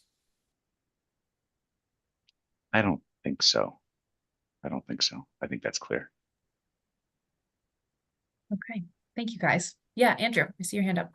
Yes, with continued discussion on this, I still think there's some lack of clarity of what's an appropriate threshold. And while trying to keep some cost in mind, I wouldn't mind permitting our raters and our mechanical designers to see if this is an opportunity, but I'd like the threshold lowered just as a precautionary measure, and I'd propose 70%. Thanks, Andrew. And I'm going to let maybe Elizabeth, Jess, and Brad, who proposed this original language, let me know if that's something you guys would be willing to entertain, or if you like the threshold as is. But Kim, we also go to you next. I would be strongly opposed to anything less than 80%. I think we've heard that heat pumps work and can have capacity far beyond 80%. If equipment gets installed and it's not efficient enough to handle the load, then it is seen as failing. And that goes against the success of equipment that's super efficient and super effective that we want to encourage. So I'm in support of the 80% and definitely not lowering it. And this is in the best interest of the homeowner. This is not about trying to do anything other than make sure that the home has an effective and efficient heating system that's going to be beneficial, and that the cost of the heat pump is seen that as a benefit toward the lifespan of the house. Thanks, Kim. Jess? Thank you. Yeah, I was going to say something similar. And I know that existing building retrofits are different, but I will say that for our local rebates that my organization provides for existing homeowners to install heat pumps, that number is actually higher. The heat pump has to meet 85% of the heating load if we will provide a rebate for it, for the exact reasons that Kim mentioned. We want to make sure they're installing equipment that is appropriate for their home and for our climate zone. Thank you, Jeff. Elizabeth? Yeah, my only question would be for folks in considering this number, not so much on a, an equipment specific type of metric like Jess mentioned, but to offer any other exceptions, like, if we're looking at something for, like a little unit heater for freeze protection or something like that, that would contribute to the total heating load, but not necessarily be a part of that equipment. And again, this isn't really my world, not sure how often that comes up. Maybe we'd turn that back to, Tim, Ron, Carolyn, if you see that being an issue with this metric where it's a whole home, not just a piece of equipment.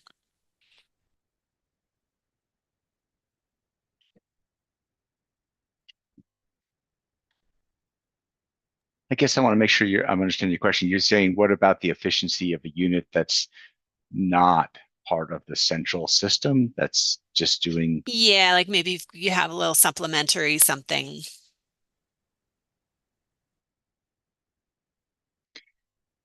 I mean, would it be one of the named systems in the manual D for the house, or manual S for the house? Right. Is that ever an issue? Like if the equipment itself can meet the 80%, if there's any secondary equipment that's like, spot heating, like a little baseboard and a water entry or something like that. If it was part of the original construction of the home, all the systems that contribute are supposed to be listed on those ACA forms. Right. So and do you think that precludes the 80% number from being achieved? I don't. No. I wouldn't want to have an unintended consequence of that 80% saying, oh, we can't do that. We're just going to do gas instead. That would be my only concern with setting a target here that's too stringent, is that we would have an unintended consequence. Yeah, Brad and then Kim, and then I think I may need to cut off discussion on this topic just because we do have a lot more to get through. And if there are outstanding questions, Elizabeth, that you still have on this proposal following, I think we can use that draft 2 public comment period to continue to flush this out. But Brad, I'll go to you next. Yeah, I'll say that I see this specifically applying to the electric heat pump equipment only, the 80%. And I will say one last quick little thing, although typically by definition, and this, I hope this doesn't muddy the water too much, but a cold climate heat pump at a minimum should be 70% of the load. But what we're finding is the more efficient heat pumps have a higher capacity and definitely deliver the heat at a lower cost. So you get more efficiency at a lower cost. So I would definitely support remaining at an 80% number here. Okay, thank you, Brad.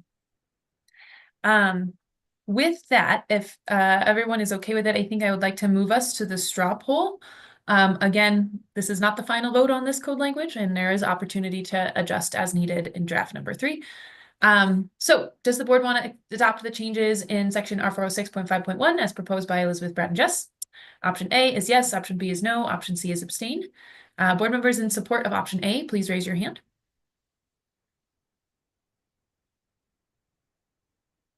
Okay, I have 19 hands for option A. Thank you, guys. You can lower your hands. Board members not in support, voting for option B, please raise your hand. Okay, I see 0 no votes. Any board members that would like to abstain, please raise your hand. Okay, 0 abstains. So this proposal passes, and I just want to thank Brad, Jess, and Elizabeth for helping figure out that proposal before the meeting today. Okay, with that, we're going to jump into our R408 proposals. So we have a proposal from, let's see, 1, 2, what is this? 5 different proposals for R408. And Andrew, we're going to start with your proposal. So I will pass it over to you.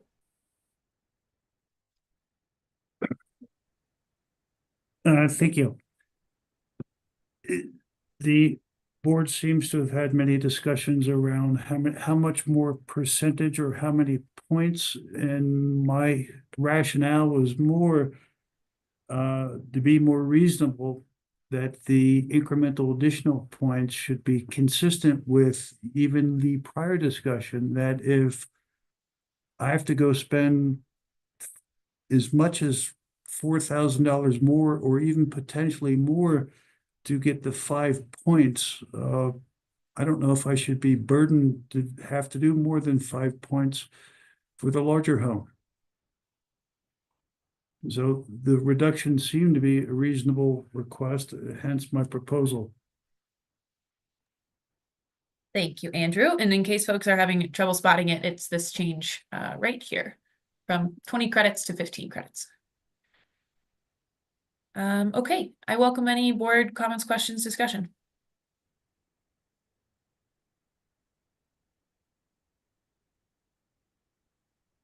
All right, I am not seeing any hands. If that is the case, I think we could move on to a vote. Hope. Sorry. Did you have something to add, Hope, or was that no, didn't mean to Oh, raise no, I didn't. I was moving my mouse and apparently clicked and moved the mouse at the same time because it was in my way. Okay. My apologies. No worries at all. Okay. All right, well, then we can move on to the straw poll. Does the board want to reduce the credits required for large dwelling units as proposed? Option A is in support of the proposal. Option B is not in support of the proposal. Option C is abstain. Board members in support of this proposal? And sorry, Kim, can we clarify what we had defined for large dwelling units again? I apologize. Yes, so large dwelling units are defined per our previous meeting 2 meetings ago, or maybe it was last meeting. 5,000 square feet of conditioned floor area, including 100% of the square footage above grade and 50% of the square footage below grade. Thank you. Absolutely. And Kim, can you go back 1 second, just one more? Absolutely. Yeah. Thank you. You're welcome. Okay. Awesome. So board members in support of Andrew's proposal, option A, please raise your hand. Okay, I see 2 hands for option A. Thank you, guys. You can lower your hands. Board members not in support of this proposal, option B, please raise your hand.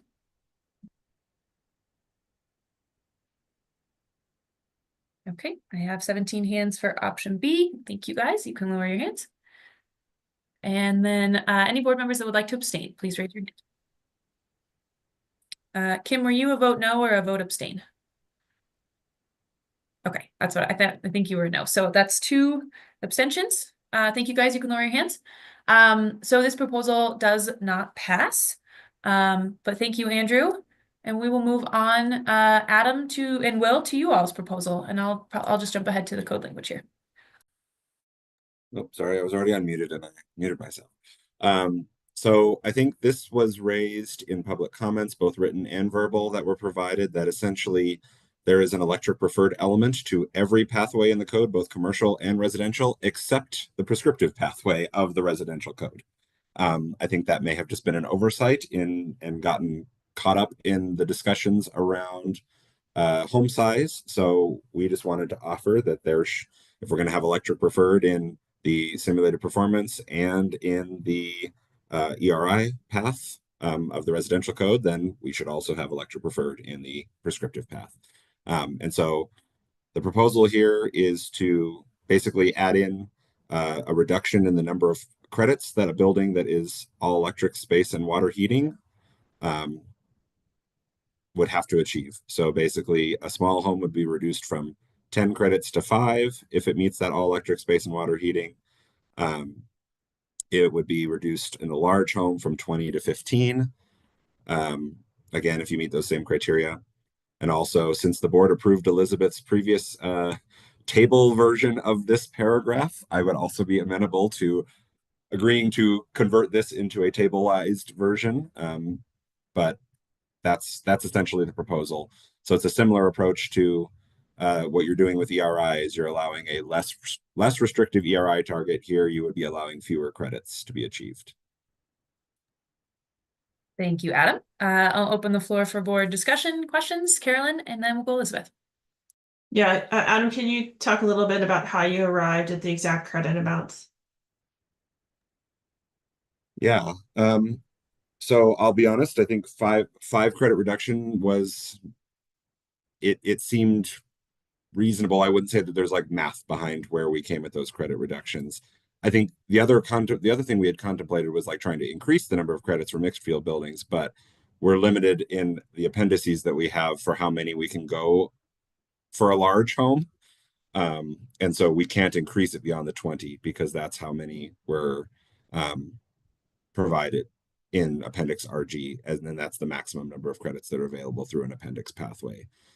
So that's the reason we went the direction we did. In terms of the number, I'm not wedded to 5-point reductions. We could choose a different number, but yeah, I'd say I like the concept. I think we'd be stronger if we could attach some efficiency gains with that number to make sure we have equivalency across the two home sizes. When you say attach efficiency gains, sorry, can you say So I mean, just to make sure that the base, there's a basis behind the arrival at the points number that's consistent with the way we're crediting.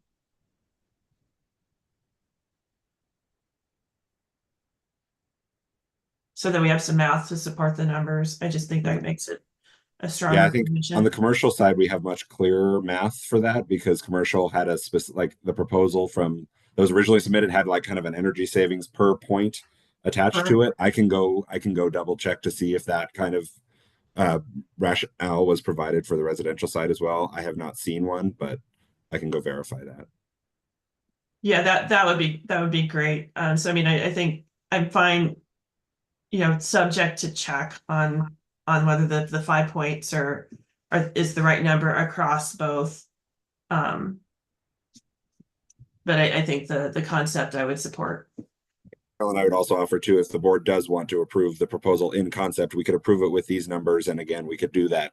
We could do that extra math before draft number 3, and we could have a proposal to revise the numbers if as appropriate. Yeah, that would be my preference. I'm fine providing. I mean, they feel in the ballpark of right. To a degree, I think it might need to be a higher number for the large is really my first reaction, given that the larger square footage is creating greater thermal load. And so perhaps the crediting could be higher rather than the equivalent across both. But that's just my instinct. I don't have the math to support that, but that's just my instinct. Thank you, Carolyn. Elizabeth? Yeah, I don't disagree. We want to incentivize that, the electrification, but my thinking was that we were going to be accomplishing that within the points. I don't know if we have a points assigned for our 408.2.3 number 8, which is like the federal minimum efficiency heat pump water heater, for example. I feel like this can be accomplished within the credits that we're giving that type of equipment, which would also allow some partial credit. So let's say we can get all electric space heating, but not all electric water heating, for example. Yeah, so I think sorry, go ahead. And I was just going to say also then, if you reduce the point total, then do you still allow a project to take credit for those things? And so they're kind of double dipping on that. Right. Yeah, I think the initial intent behind the credit for the federal minimum efficiency heat pumps was to essentially account for, that was kind of the debiasing element of the prescriptive path, acknowledging that the prescriptive path inherently already favored non-electric space heating equipment. And the intent behind credits for that was to level it. And then this would be to further encourage it beyond just leveling the playing field, if that makes sense. And I was thinking that that was going to be accomplished with those points, but that seemed to be a simpler way to do it, rather than changing the target. But I think then we would have to revisit some of those points and credits if we were to do this. Sure. Thanks, Elizabeth. Kim? My thinking's pretty much on the alignment with Elizabeth's. I certainly understand and appreciate the intent. But I am concerned about it, but I do think that it can be accomplished very easily, that the points can be accomplished easily with the points that are included in the table. I would be more in support of this for smaller homes than the large category of homes. And yet at this size category that we've established large homes at, I'm concerned about that larger size of small. So I just feel like what's in the table is gives quite a bit of credit for electrification. I'll just leave it at that. But I do appreciate the intent and the thoughts behind it. Just not quite sure how it might factor out. Thanks, Kim. Jess? Thanks. I think I'm a little thrown off here because it doesn't look like this accounts for Appendix RG, which I thought the board had brought into the base code. And so I believe that, and I know that we had this like conversation, or this was drawn up before we had the conversation about home size. So like the large home size following Appendix RG, I think should actually start at 25 for compliance. And so then 5 under that, if you're following the math proposed here, would be 20, and it looks like it's 15 here. Yeah, so the reason we didn't adopt 25 as the threshold for the large homes is because in Appendix RG at the time, the large home was 5,000 square feet above grade, and the large threshold that we had adopted was 3,500 square feet above grade. So if you adopted the large home category in Appendix RG, that would be strengthening Appendix RG because we reduced the size, if that makes sense. So essentially you'd be applying those extra credits to a greater number of homes than they would be applied to under Appendix RG, which is why we went with the 20 instead of the 25. So that's where the misalignment happened. Potentially some realignment would need to happen here, given the change in the home size threshold. But that's a conversation. I think perhaps if folks are supportive of the concept here, I would support this. And what I would suggest then is go back and propose a change to the numbers, the credit numbers in here for our next round. Just because I don't think we have the ability to, or decline it here and we could come back with a full proposal that has correct numbers in it later. I think either of those approaches would be fine if you're supportive of this proposal. I guess either way would work equally well. Yeah, Kim. Adam, I think just because you're bringing up the fact that we had changed the point requirements because of the size and now we've shifted and changed the size definition, I would be in support of more of a full reanalysis and re-proposal with the next round. Right. Yeah. I mean, I guess if others are also in agreement with that, if we get general, I'm happy to withdraw this for now and we can repropose it later. Yeah, maybe if we see how the other points would shake out for the electric equipment and compare that, or at least make sure that this intent, I definitely like the intent, but maybe there's a more elegant way to do it. Sure. Okay. Well, Kim, we'll just withdraw this for now and we'll come back. That sounds good. All right. So moving on to our next proposal. Elizabeth, this was just one of your tidy up proposals. Oh yeah. We're just missing the word leakage. It just said duct testing. So this is in the table. Yeah, so this is in the R408.2.4.1 table where all the points live. So this would just be to change duct testing in all units to duct leakage testing. Any comments, questions, board members on this proposal? Seeing none, does the board want to update the table language as proposed? Option A is yes, option B is no, option C is abstain. So board members in favor of option A, yes, please raise your hand.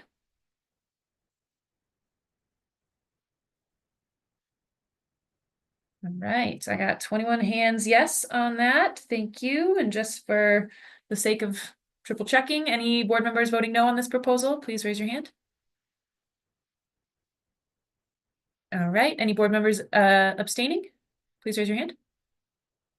Okay, 0 votes for no and 0 votes for abstain. Thank you, Elizabeth. We will make this change. All right, Kim, you are up next for your proposal on the HSPFs for different climate zones. And I can just leave the language here if you prefer that, but I'll pass it over to you. Great, thank you. I'm gonna pull up my language from what I submitted, if I can find it here. Okay, so this is just essentially working to address both public comments and previous conversations in meetings long ago about the importance of ensuring and trying to encourage that cold climate heat pumps are the ones that are selected and installed. As I said earlier, if a heat pump does not have sufficient performance and it doesn't work sufficiently in cold climates, then it kind of hurts the whole industry as well as is a detriment to the homeowner. And so this is an attempt to incorporate language.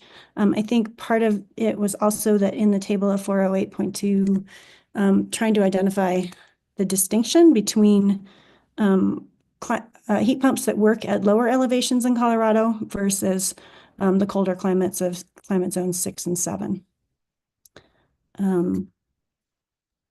And I am with a team facilitating a regional code cohort here in the region, and we brought this question to that board of code officials related to would they be in support of mandating a cold climate heat pump efficiency level for the region, and they were not in support of that. They thought the industry should take care of that. So I thought that a better way would be through the crediting table through our 408 to help encourage and incentivize the appropriate efficiency values for heat pumps in the climate zones. Hopefully that explains it well enough. Thanks, Kim. And I'm happy to pull up the draft 1 code language if folks want to see where this proposal lands. But I'll open the floor to board questions, comments, discussion. Kristen. How does this definition align with the list that is facilitated by the Northeast Energy Efficiency Partnership, which I believe has the most comprehensive list to date of cold climate heat pumps on the U.S. market? As far as how does this language align with that? Yeah. I honestly am not sure. I brought in this language from one of the public comments and had originally proposed this to be a discussion versus a proposal. So I okay. Looked at that. Got it. I think we might want to consider just aligning with some of the existing definitions out there. And I'll spend some time right now looking some of those up. Thanks. Thank you. Thank you, Kristen. Jess?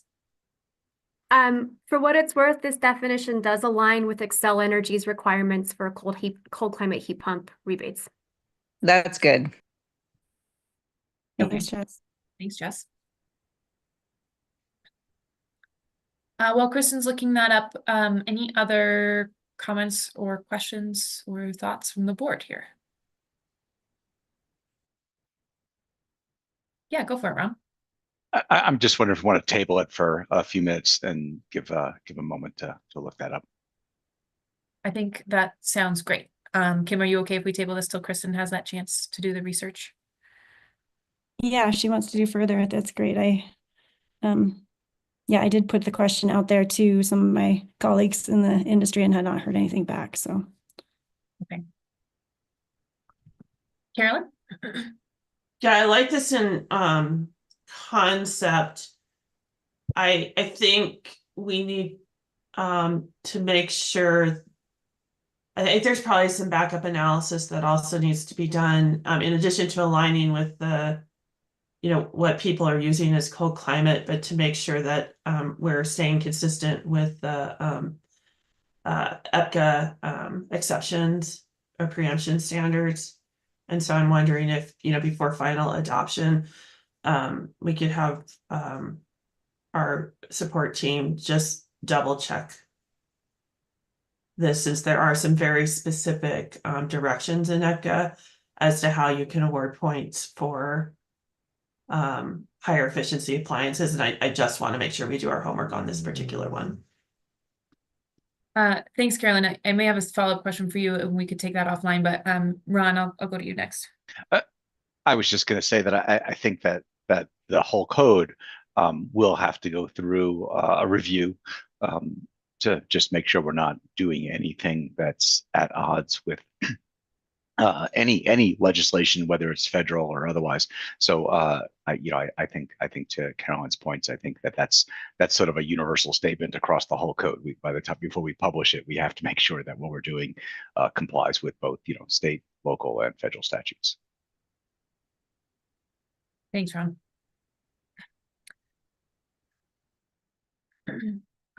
Okay, Kristen, I don't want to rush you, so if there are no other comments or questions from board members, and you're still chasing down those definitions, I may skip this and continue on to the next proposal, and we can circle back. Yep, I am comfortable with this as proposed based on my current review. The NEEP specification list is under review, but I believe this would be largely consistent with that list. So thank you. Okay. Probably more important is what Excel is citing. Okay, thanks, Kristen. Elizabeth? Yeah, I wanted to go look at what our proposal was. We have a number 10 and a number 11. This language in red is essentially a second option that is in number 11. So like we have a number 10 and a number 11. Are these intending to combine those? So there's that 70% in number 11.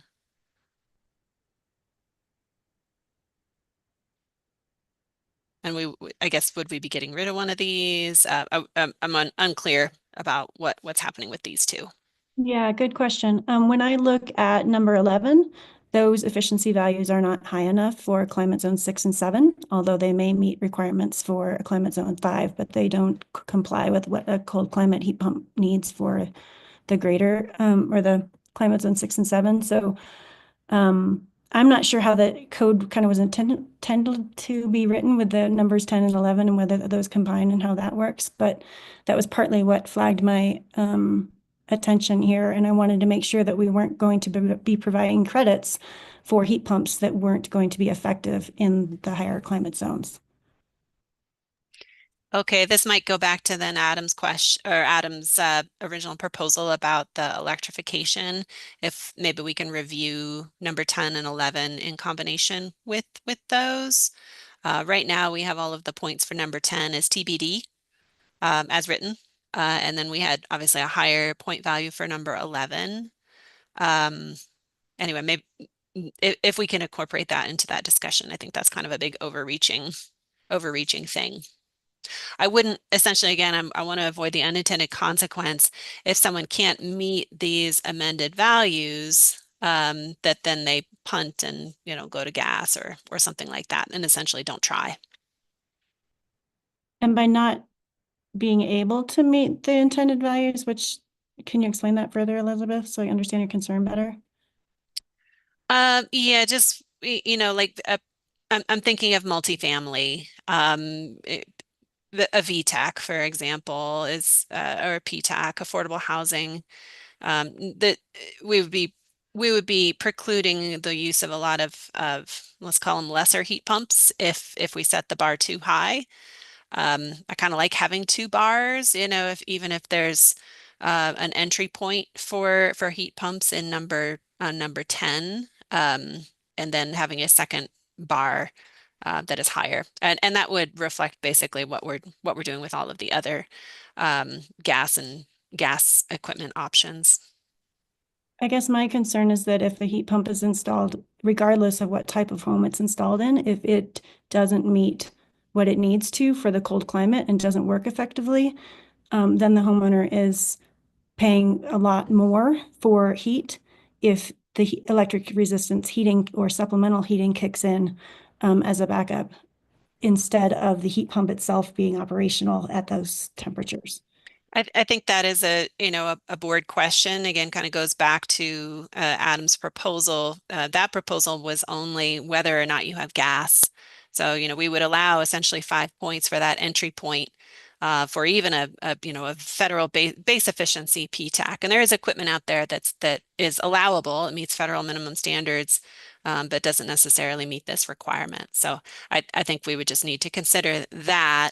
And again, if we are not allowing the same benefit for projects that are just eliminating gas. And what is the value? How do we quantify that value?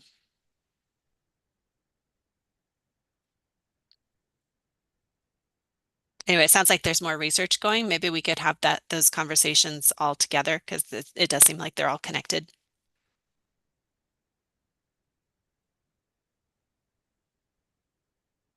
I mean, Elizabeth, I think I'm also struggling a little bit.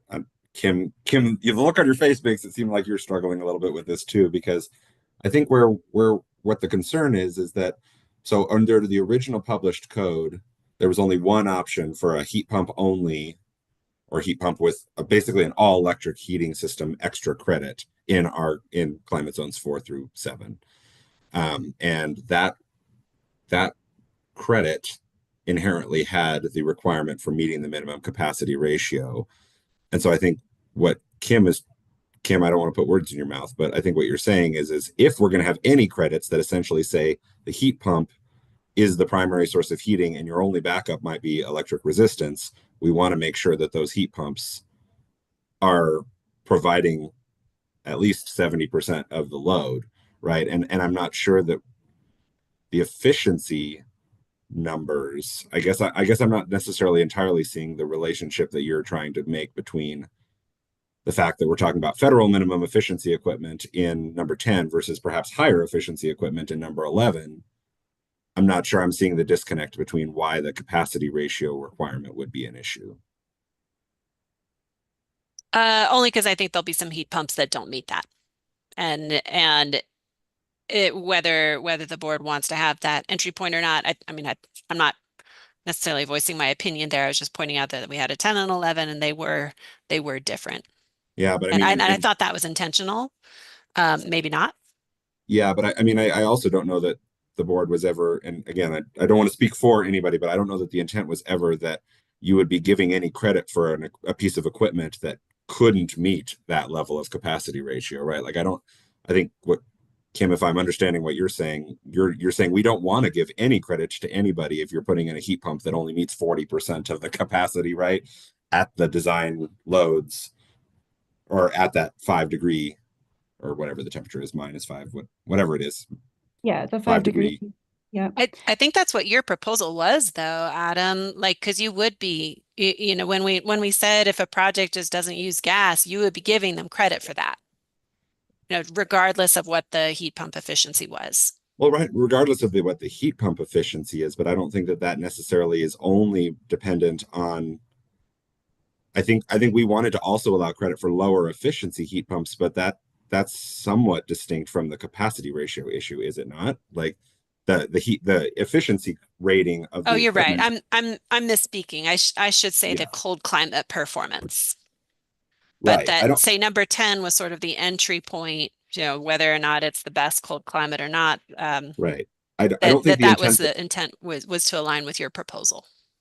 I think the intent was never to be installing a heat pump in a situation where it was not appropriate to be installing that heat pump, though. We don't want to be giving credit to end up in a situation where you're installing a heat pump in a situation that is going to make that 60% of the heating load is being met by resistance. Like we would, that was definitely never the intent of that proposal. We would still want to make sure, and that's kind of why I like Kim's clarification, is that it's saying you can still install these federal minimum efficiency heat pumps, but they still have to serve the significant majority of the heating load. Like we're not putting in a federal minimum efficiency heat pump and then giving you a bunch of credit to do that if it's not really meeting much of the heating load, right? So I think that's where to me, that's where Kim's proposal is coming in. And I don't know that any additional research that we do is going to clear that up any further. As far as what I'm understanding. And I do understand it. I understand that proposal. I don't disagree with the efficiency targets there at all. I thought that was going to be like a number 11 rather than a number 10. And I had thought that the number 10, which right now is called out as points TBD, that was sort of our all electric carrot. And then maybe we need to discuss whether we want that or not. I think it is the all electric carrot, but I think not all electric at all costs carrot, perhaps. Like saying that we don't care what percentage of the heating load is being met by that all electric system.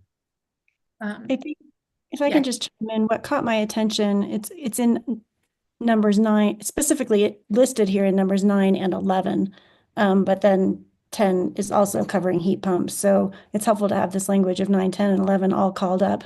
Because what caught my attention is the fact that those HSPF2 values are not sufficient for climate zone 6 and 7. We require higher than that for rebates from the local electric utility. And that those factors aren't actually the best ones to categorize other types of heat pump equipment. So it works for air-to-air equipment, HSPF is fine, but for air-to-water equipment, COP is actually a better unit of measurement for performance. And so that's partly why I was intending to bring this forward as a conversation, because I wasn't quite sure how to capture all the different types of heat pumps and their technical spec performance values in the most appropriate way, as well as the fact that it's multiple different items here in this table. So the conversation is super helpful. And I do like the language, that came in. I think 70% of heating capacity helps to cover the concept of what we're trying to work with. It may just need to go into more than one place too. I'm also not quite sure how, like number 10 and 11, whether they overlap and add to each other or not, given, where the table was at when I was working on the proposal. Jess, do you want to jump in? Yeah, thanks for calling out the HSPF too, because I didn't look at that earlier. So the 70% heating capacity at 5 degrees is how Excel defines a cold climate heat pump. And also there are SEER and HSPF2 requirements. And so Excel's HSPF2 requirement is a 9.5 and above. I would certainly hope that anybody doing new construction would apply for all available utility rebates. They're quite generous. I would hope so, and yet so many of them, the new construction, they don't even know that they exist, and we just keep working on educating on that. But this would be another method of trying to educate and inform on what is effective in the higher climate zones, and that's my intent here, is to try to. I don't want to be repetitive. Thanks, Kim. Carolyn, sorry, I thought you had a lingering hand, but yeah, no, I did have a lingering hand, and I realized it and when I accidentally lowered it because I wanted to raise my hand. So thank you. I want to make sure that whatever we're putting in here is just the minimum definition of cold climate as either adopted by NEEP or Energy Star, not something that aligns with a utility standard. There's nuances, especially when you get into smaller spaces, that we continue to see issues with the restrictions that are in the utility rebates that actually prevent cold climate solutions. And so I just want to make sure that we're just sticking with what are adopted national definitions of cold climate. Okay, thanks, Carolyn. Yeah, Jess? Do we have any opportunity, or would this strengthen the code to define this by climate zone. I mean, the code already does that.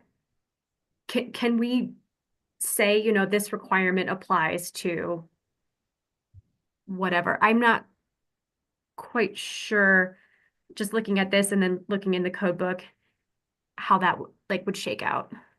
Yeah, I will say that this category of equipment credits was already only available to climate zones 4 through 8.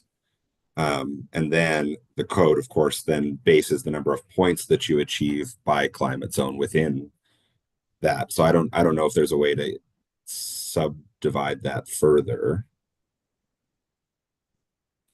That was part of the challenge that I was hitting with trying to come up with language for the table, because I feel like it needs to be different requirements, and possibly different points per climate zone. I don't know, but at least different requirements for what meets cold climate requirements for the points. Okay. Andrew, and then we'll go Kristen, and then Kim, I just would like you to think, as we're considering these last two comments, if you're interested in still voting on this today, or if you want to take the comments and conversation today and think, resubmit. Very open to either pathway. Just want to make sure we're kind of coming to resolution today on this.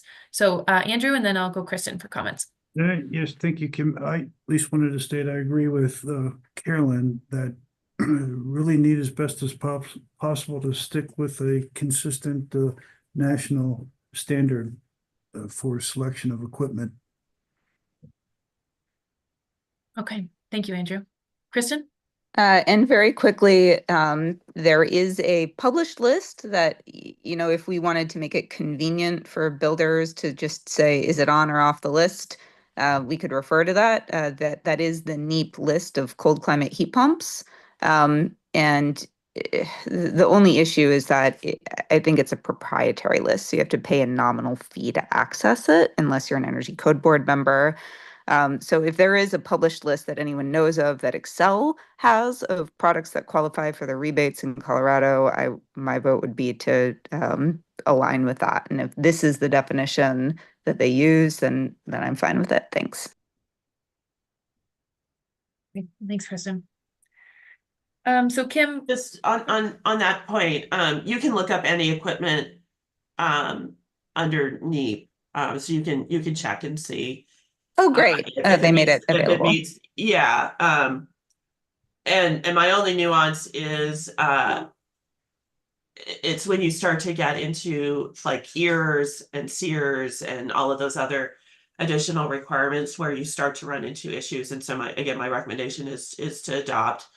And I think they're currently lined, but I've lost track, in all honesty, whether NEEP and Energy Star are still using the same metrics of cold climate rating. But that's the standard. I don't want to go into these fine-tuned nuances of adjusting like HSPF different than what's already in standard. So that's really what I'm just trying to get at is let's hone in on what the work that NEEP and others have done to set the standards for cold climate, and then just lean into that rather than utilities who have to set the bar ever so slightly higher because they have to deem savings and they're using averages and things, and we've certainly found some barriers when you start to get into particularly the EARs that they use for small spaces. To be clear too, we're not changing the efficiency ratings. Those are going to align with the federal minimum efficiency ratings as this credit would allow. So the only thing that we're talking about here is capacity ratio. We're not talking about modifying the efficiency ratings. Yeah, I just wanted to make that also clarification. So just making sure that we're going with others have said should be the standard. Just don't,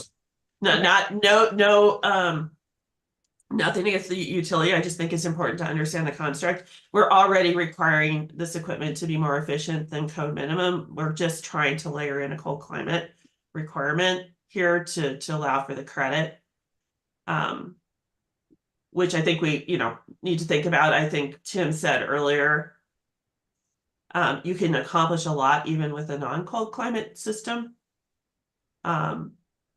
Particularly in a tight home. And so I'm still pondering whether we want to lean into actually requiring the cold climate. But at a minimum, I think we're already expecting this to be a fairly high performing system because it also has to be more efficient than code minimum. Okay. So Kim, I want to bring it back to you, and your thoughts on how we want to proceed with this proposal, given board discussion. It sounds like for the most part, people are in support of the concept and the idea of why I was bringing it forward. So I'm happy to work on it further. I think I need technical support and input as to whether, essentially, in order to accomplish my intent, whether that impacts numbers 9, 10, and 11, or whether just sticking with number 10 sufficiently covers it. Okay. Adam, sorry, I saw you on mute. Did you want to? Well, I don't know that it is changing anything about 9 or 11. I think it's aligning the approach with 9 and 11, which both 9 and 11 require that capacity ratio element for choosing a heat pump in a cold climate. So I'm not sure that there's any misalignment there. And in fact, I think, Kim, what you're proposing is aligning with what 9 and 11 are requiring. So just wanted to throw that out there. Okay, I guess I get confused when I look at 9 and 11 and the values that are put in there, and knowing that those would not meet the criteria. Right, but I think the values in the federal minimum efficiency, it's just, there are values. We're just saying that they're the federal minimum efficiency values. They're lower values than the number 11, right? So I guess in the Yeah, interest of time, I think it would be best if we took this conversation offline. Kim, are you okay if we kind of table this proposal for today, and our team is happy to work with you to kind of vet code language and come back to the board with an approach that everybody agrees to or that you agree to, I guess. I think that would be more clear, because I feel like at this point it wouldn't be very clear for people voting on it. So I think that's a great idea. Yeah. Okay. Awesome. Thanks. Thanks, Kim. I appreciate your willingness to come back to that one. In the interest of time. Okay, so Kim, you're not off the hook yet. Sorry. Back to the proposal for roof and gutter de-icing controls. And I have the slide language on 2 slides below. So just let me know if you want me to go there. Happy to. So essentially, this is an attempt to kind of clean up a previous proposal that we talked about again months ago, where I believe we were trying to address snow melt systems and roof de-icing and all kinds of snow and ice melting all at once.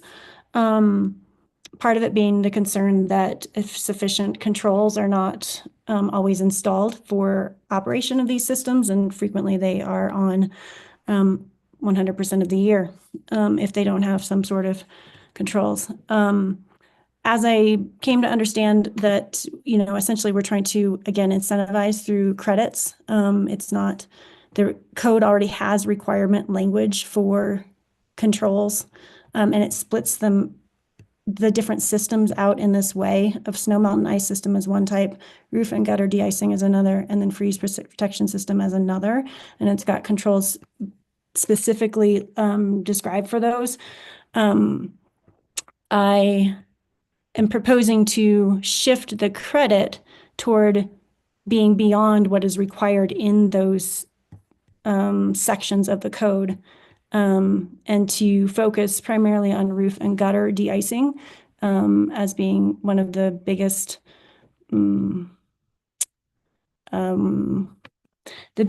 unnecessary uses when they're running and not actually doing any de-icing of roofs and gutters.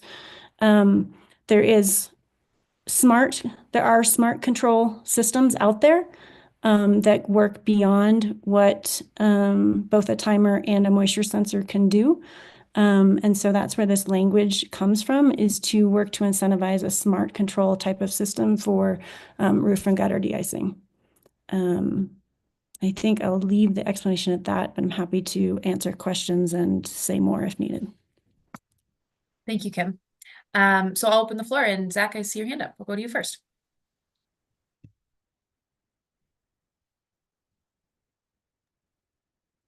Zach, if you are talking, we cannot hear you.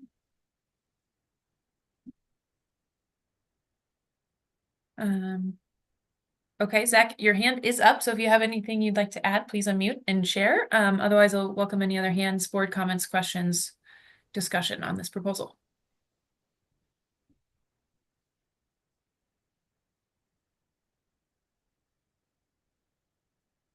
I'll just add to it in the silence of, just again, my intent was to make sure that if we are providing possible credits for people built for houses to achieve, that we're working to go beyond what the code is requiring, and to help incentivize something that can drastically reduce energy use.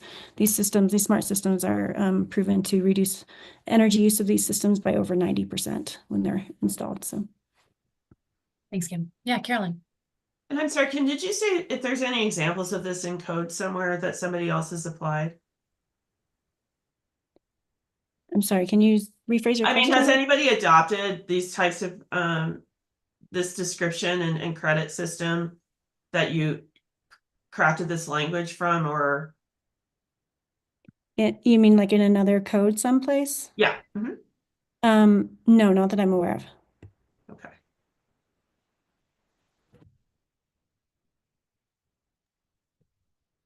Yeah, Tim.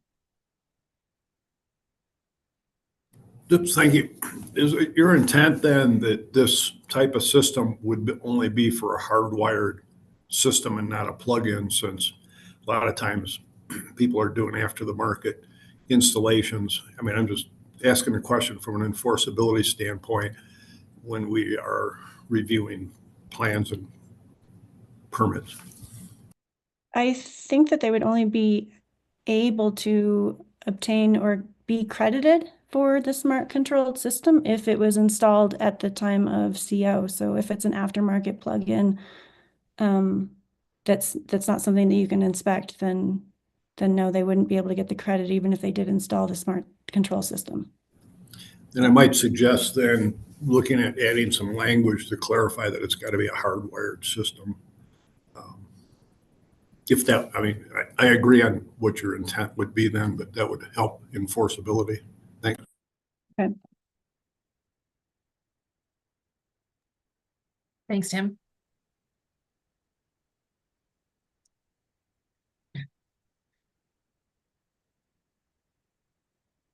Kim, if that sounds like a suggestion you'd like us to incorporate now, we could certainly try to work where that language would fall in.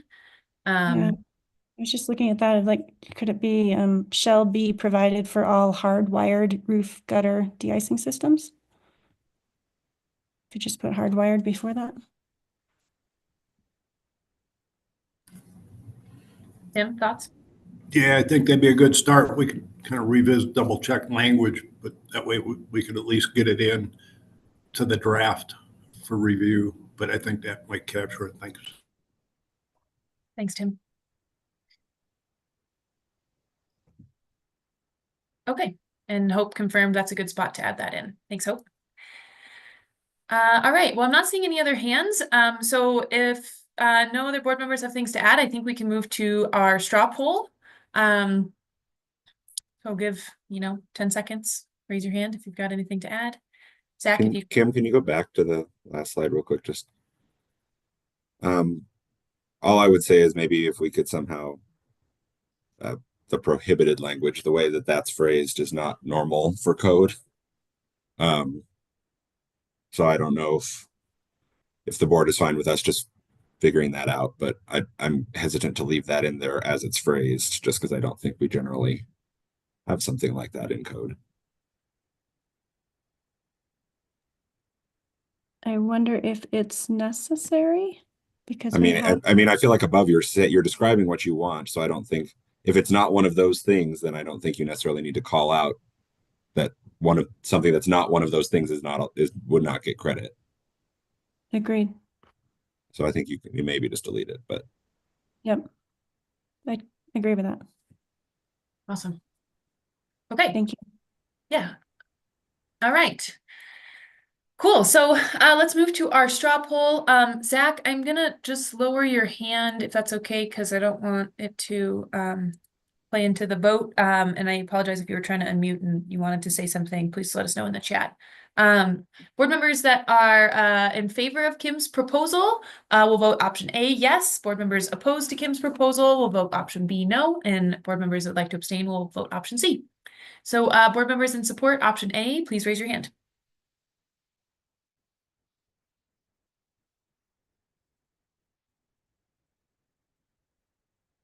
Okay, I got 19 hands for yes. Thank you guys. You can lower your hands. Board members voting for option B, please raise your hand. Okay, I have 0 votes for option B. Any board members wanting to abstain, please raise your hand. Okay, I have 1 abstention. Thank you. You can lower your hand. Alrighty, and with that, we're going to jump to R409 just for situational awareness for the board. We have 1 proposal in R409, 2 in R502, and 2 in R503, plus a couple last minute submissions. So we will get again as far as we can and figure out sort of a way to get your guys' input on those final proposals we don't get to offline. But Jess, this one is over to you. And this was the proposal that originally showed up in R403 and we moved to R409. So I will pass it over to you. Thank you. And just for context for everyone to start, I believe R409 is the electric ready code. So this is where we're proposing to put this. So this proposal addresses a public comment and acknowledges that for heat pump water heaters, being electric ready not only requires the electrical capacity itself, but also adequate space. There are certain best practices for installing heat pump water heaters. So this ensures that we are requiring those best practices in code so that should someone elect to install a heat pump water heater in the future, they can do so without any retrofit to their mechanical room. Thank you, Jess. Take board comments, questions, thoughts. Adam and then Tim. Mine's more of a question. I'm curious if you have any thoughts, Jess, on the meeting the 760 cubic feet of volume in multifamily, because this would also apply to low-rise multifamily. And if you've seen any, I know that's been a continuous concern about multifamily and heat pump water heaters, but I'm just curious, given that this would be a requirement that multifamily units would also have to meet. It's a great question, and I don't, because this language was proposed. I just blanked on her name, but by sweep. So that was Christine Brinker. Yeah. Yeah, thank you. So I certainly welcome anyone's feedback on how to address that. Thanks, Jess. So I'll go to Tim and then we'll go to Elizabeth. Yeah, thank you. There was one comment Adam picked up on for multifamily. My question / comment would be, I agree with the 3 foot by 3 foot by 7 foot high. That's easy to get with a typical 8 foot high ceiling heights that we see. But I'm curious where the 10 foot in length proposal came in for the cool exhaust air. And my concern with that is that limits the location of that room to very close to an exterior wall. And say on a residential, most of my builders, production builders, have the mechanical equipment situated somewhere in the middle towards the back where a foundation wall is, away from an outside foundation wall, so to speak, to allow more flexibility for a basement finish. That's one. And then in a multifamily, it's really limiting to where. So I would vote against this just for the 10-foot rule.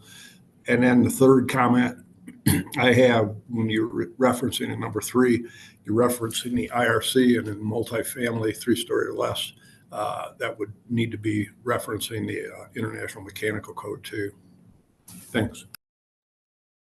Okay, thank you, Tim. Elizabeth.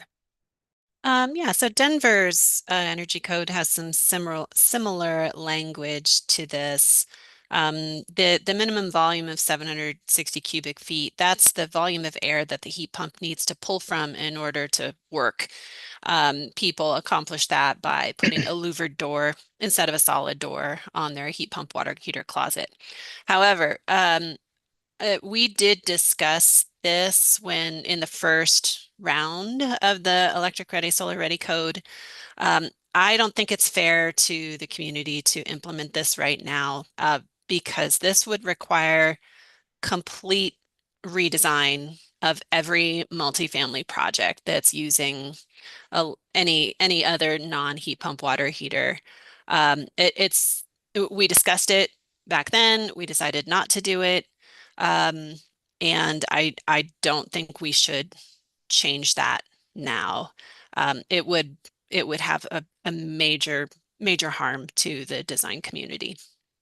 I'll also add Denver, to address this ducting thing, they also added an exception that basically says if you can point to another heat pump water heater that doesn't need this or has different design conditions, you can design around that. Most of them do not use this ducted approach. They pull the air from the space. So that's where that 760 cubic feet is. It's the louvered door. But again, I'm a fan of heat pump water heaters, but not a fan of changing this code section at this time. Thank you. Thank you, Elizabeth. We'll go to Ron. I'll just share some information that I've been getting from a couple of my builders who have been using heat pump water heaters. And they have been using, I guess, what you might call a high performance heat pump water heater. So it's designed for luxury more than anything else, but they are having trouble with the volume of space that's needed. They have actually, in at least one case, made their crawl space very, very, very cold. The crawl space temperatures were getting down to about 35 degrees because the heat pump water heater was just pulling all the heat out.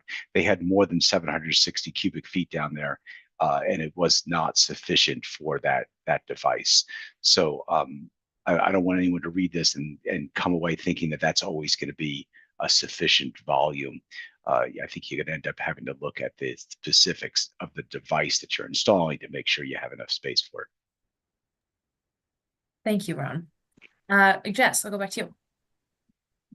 I guess just a general question. I mean, one, is it worth defining this or limiting the application of it to say, like, I forget how we've used language in other parts of the code, but like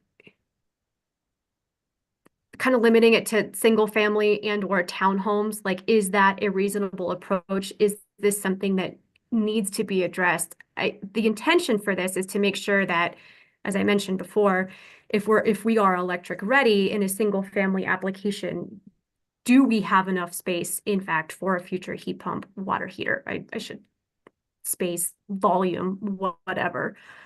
So I offer that up just as a question because I haven't installed one and I don't have one. Thanks, Jess. Kristen, I saw your hand was up next, so I'll go to you next. I just wanted to say I agree with the initial intervention here. While I too am a fan of heat pump water heaters, I feel like space heat pumps have come further faster than we need to see. We need to see more innovation and cost reductions, in my personal opinion, in the water heating heat pump space. And in particular, I will note that still a very large number of the heat pump water heaters on the market use a high global warming potential refrigerant and a fairly large refrigerant volume that's mostly not accounted for or recycled at end of life. So they do sometimes wind up creating more emissions, ironically, than some of the comparable water heating solutions. That being said, I do, I am sympathetic to the need to transition to them in the future when they are more cost effective. So that I will, at this point, though, align with Elizabeth. Thanks.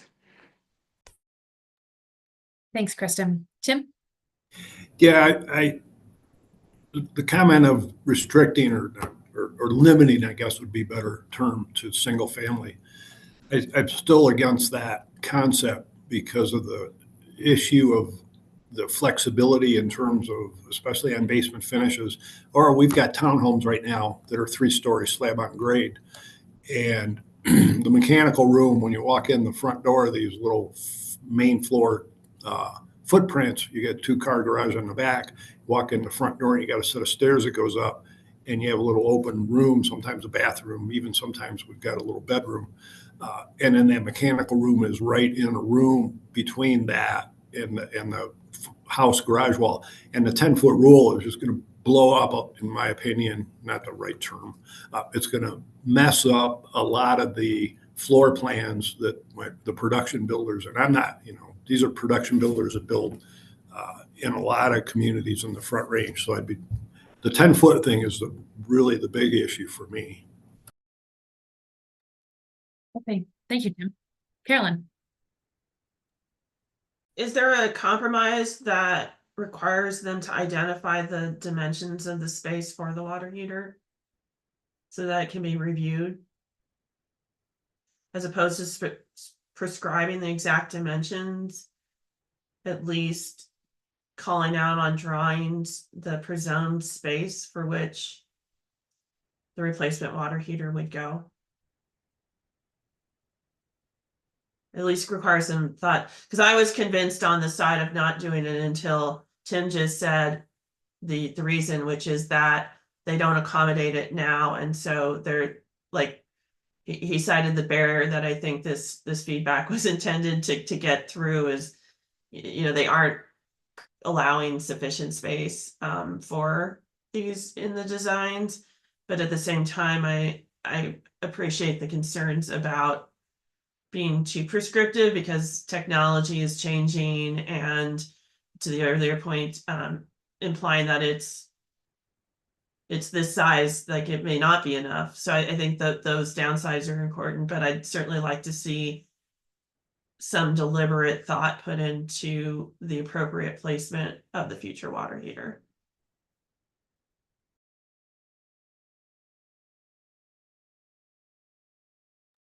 So I pulled the language up just to show folks where this came from, and we added within section upper 9.3.2.1 this note, and this was voted on for draft number 1. Physical space occupied by the existing combustion equipment shall be permitted to count towards satisfying the physical space requirement, subject to approval by the code official. Carolyn, does that language to me sort of captures your intent? Do you disagree?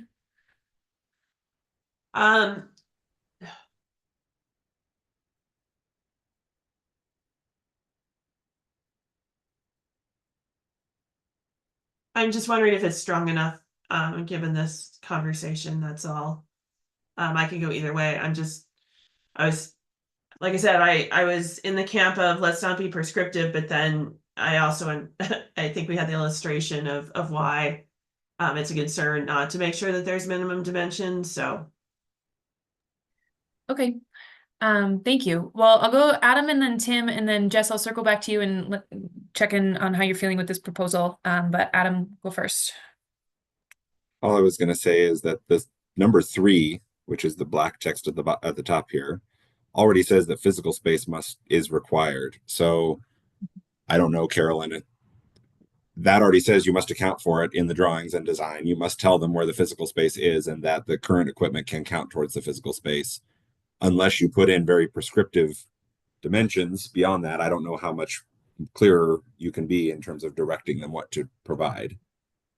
Yeah, I mean, unless they have to provide evidence of what they assume to account for in that space. I mean, like, I'm just thinking about the additional documentation or some process that, like, they have to, size and demonstrate, there's just something like that takes it longer than here's and it could be the volume. I mean, like, physical space maybe footprint. I think one of the risks is it's just the 2-dimensional area as opposed to the 3-dimensional volume. Yeah. So maybe it's taking it to the volume piece that we can be more clear about. Well, and I think you also would then have to be clear that you're talking about heat pump water heaters, right? Because there are electric water heaters that are not heat pump water heaters. So correct. You'd have to specify that too. So I don't know that we have the ability to figure all that out today. So I would, obviously Tim gets to comment, but I would ask Jess what she wants to do here. Yeah, Tim, go for it. Yeah, thanks, Adam. You hit the nail on the head. And also, when we discussed this earlier, from an enforceability standpoint, just from a technology standpoint, 5 years, 10 years, 20 years from now, these pieces of equipment are going to become much more efficient and more compact. And the struggle we had early on when we started enforcing this a little over a year ago with the builders is the builder trying to figure out, well, we don't even know what the piece of equipment might be in 20 years when this future homeowner chooses to convert. So how can we anticipate how big of a space to do now for something that nobody has any idea what it might look like? So I think the existing language is perfect, with the subject to approval by the AHJ. Thanks. Thanks, Sam. What do you think, Jess? I'm happy to withdraw this for now, and I think if it comes back up during public comment, I can do more research. Okay, that sounds good. Thank you, Jess. All right, time check. It is 12:48. I think we may have time for one more proposal before we wrap. There are two proposals for section R502.2. Andrew, yours is first, and I just ask any board member keep their comments very concise on this so we can make sure we end on time. So Andrew, I will pass it over to you.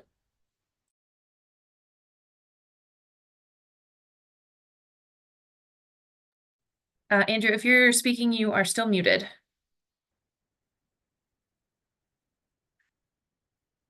No, I'm sorry, I got interrupted briefly. Okay. So we're on your 502.2.5 proposal, Andrew, which is up on the screen if you wanted to share your rationale briefly for this.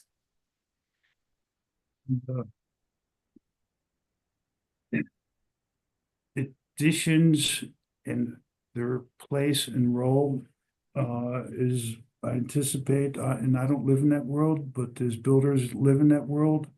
If they enter it, additions are complicated. And I don't know if they can be so well regulated just based upon a square footage metric. It seems awfully harsh. For instance, if I live in a home built in 2003, or if I live in a home built in 1980, why you can't treat me equally, or you shouldn't be able to treat me equally, or even 1900, just based upon square footage. It's harsh. I don't know if any builder or homeowner understands what they're getting into by doing that.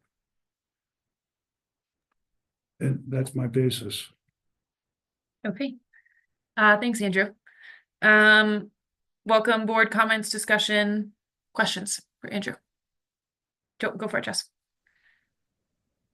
I think my question is based on my reading of this. Is it correct that this would only apply to the new space, to the addition? It would not require bringing the entire building or home up to code? That's correct. I believe the code says you can either comply the addition alone or the entire home with the addition, either way. Thanks, Jess. Thanks, Adam.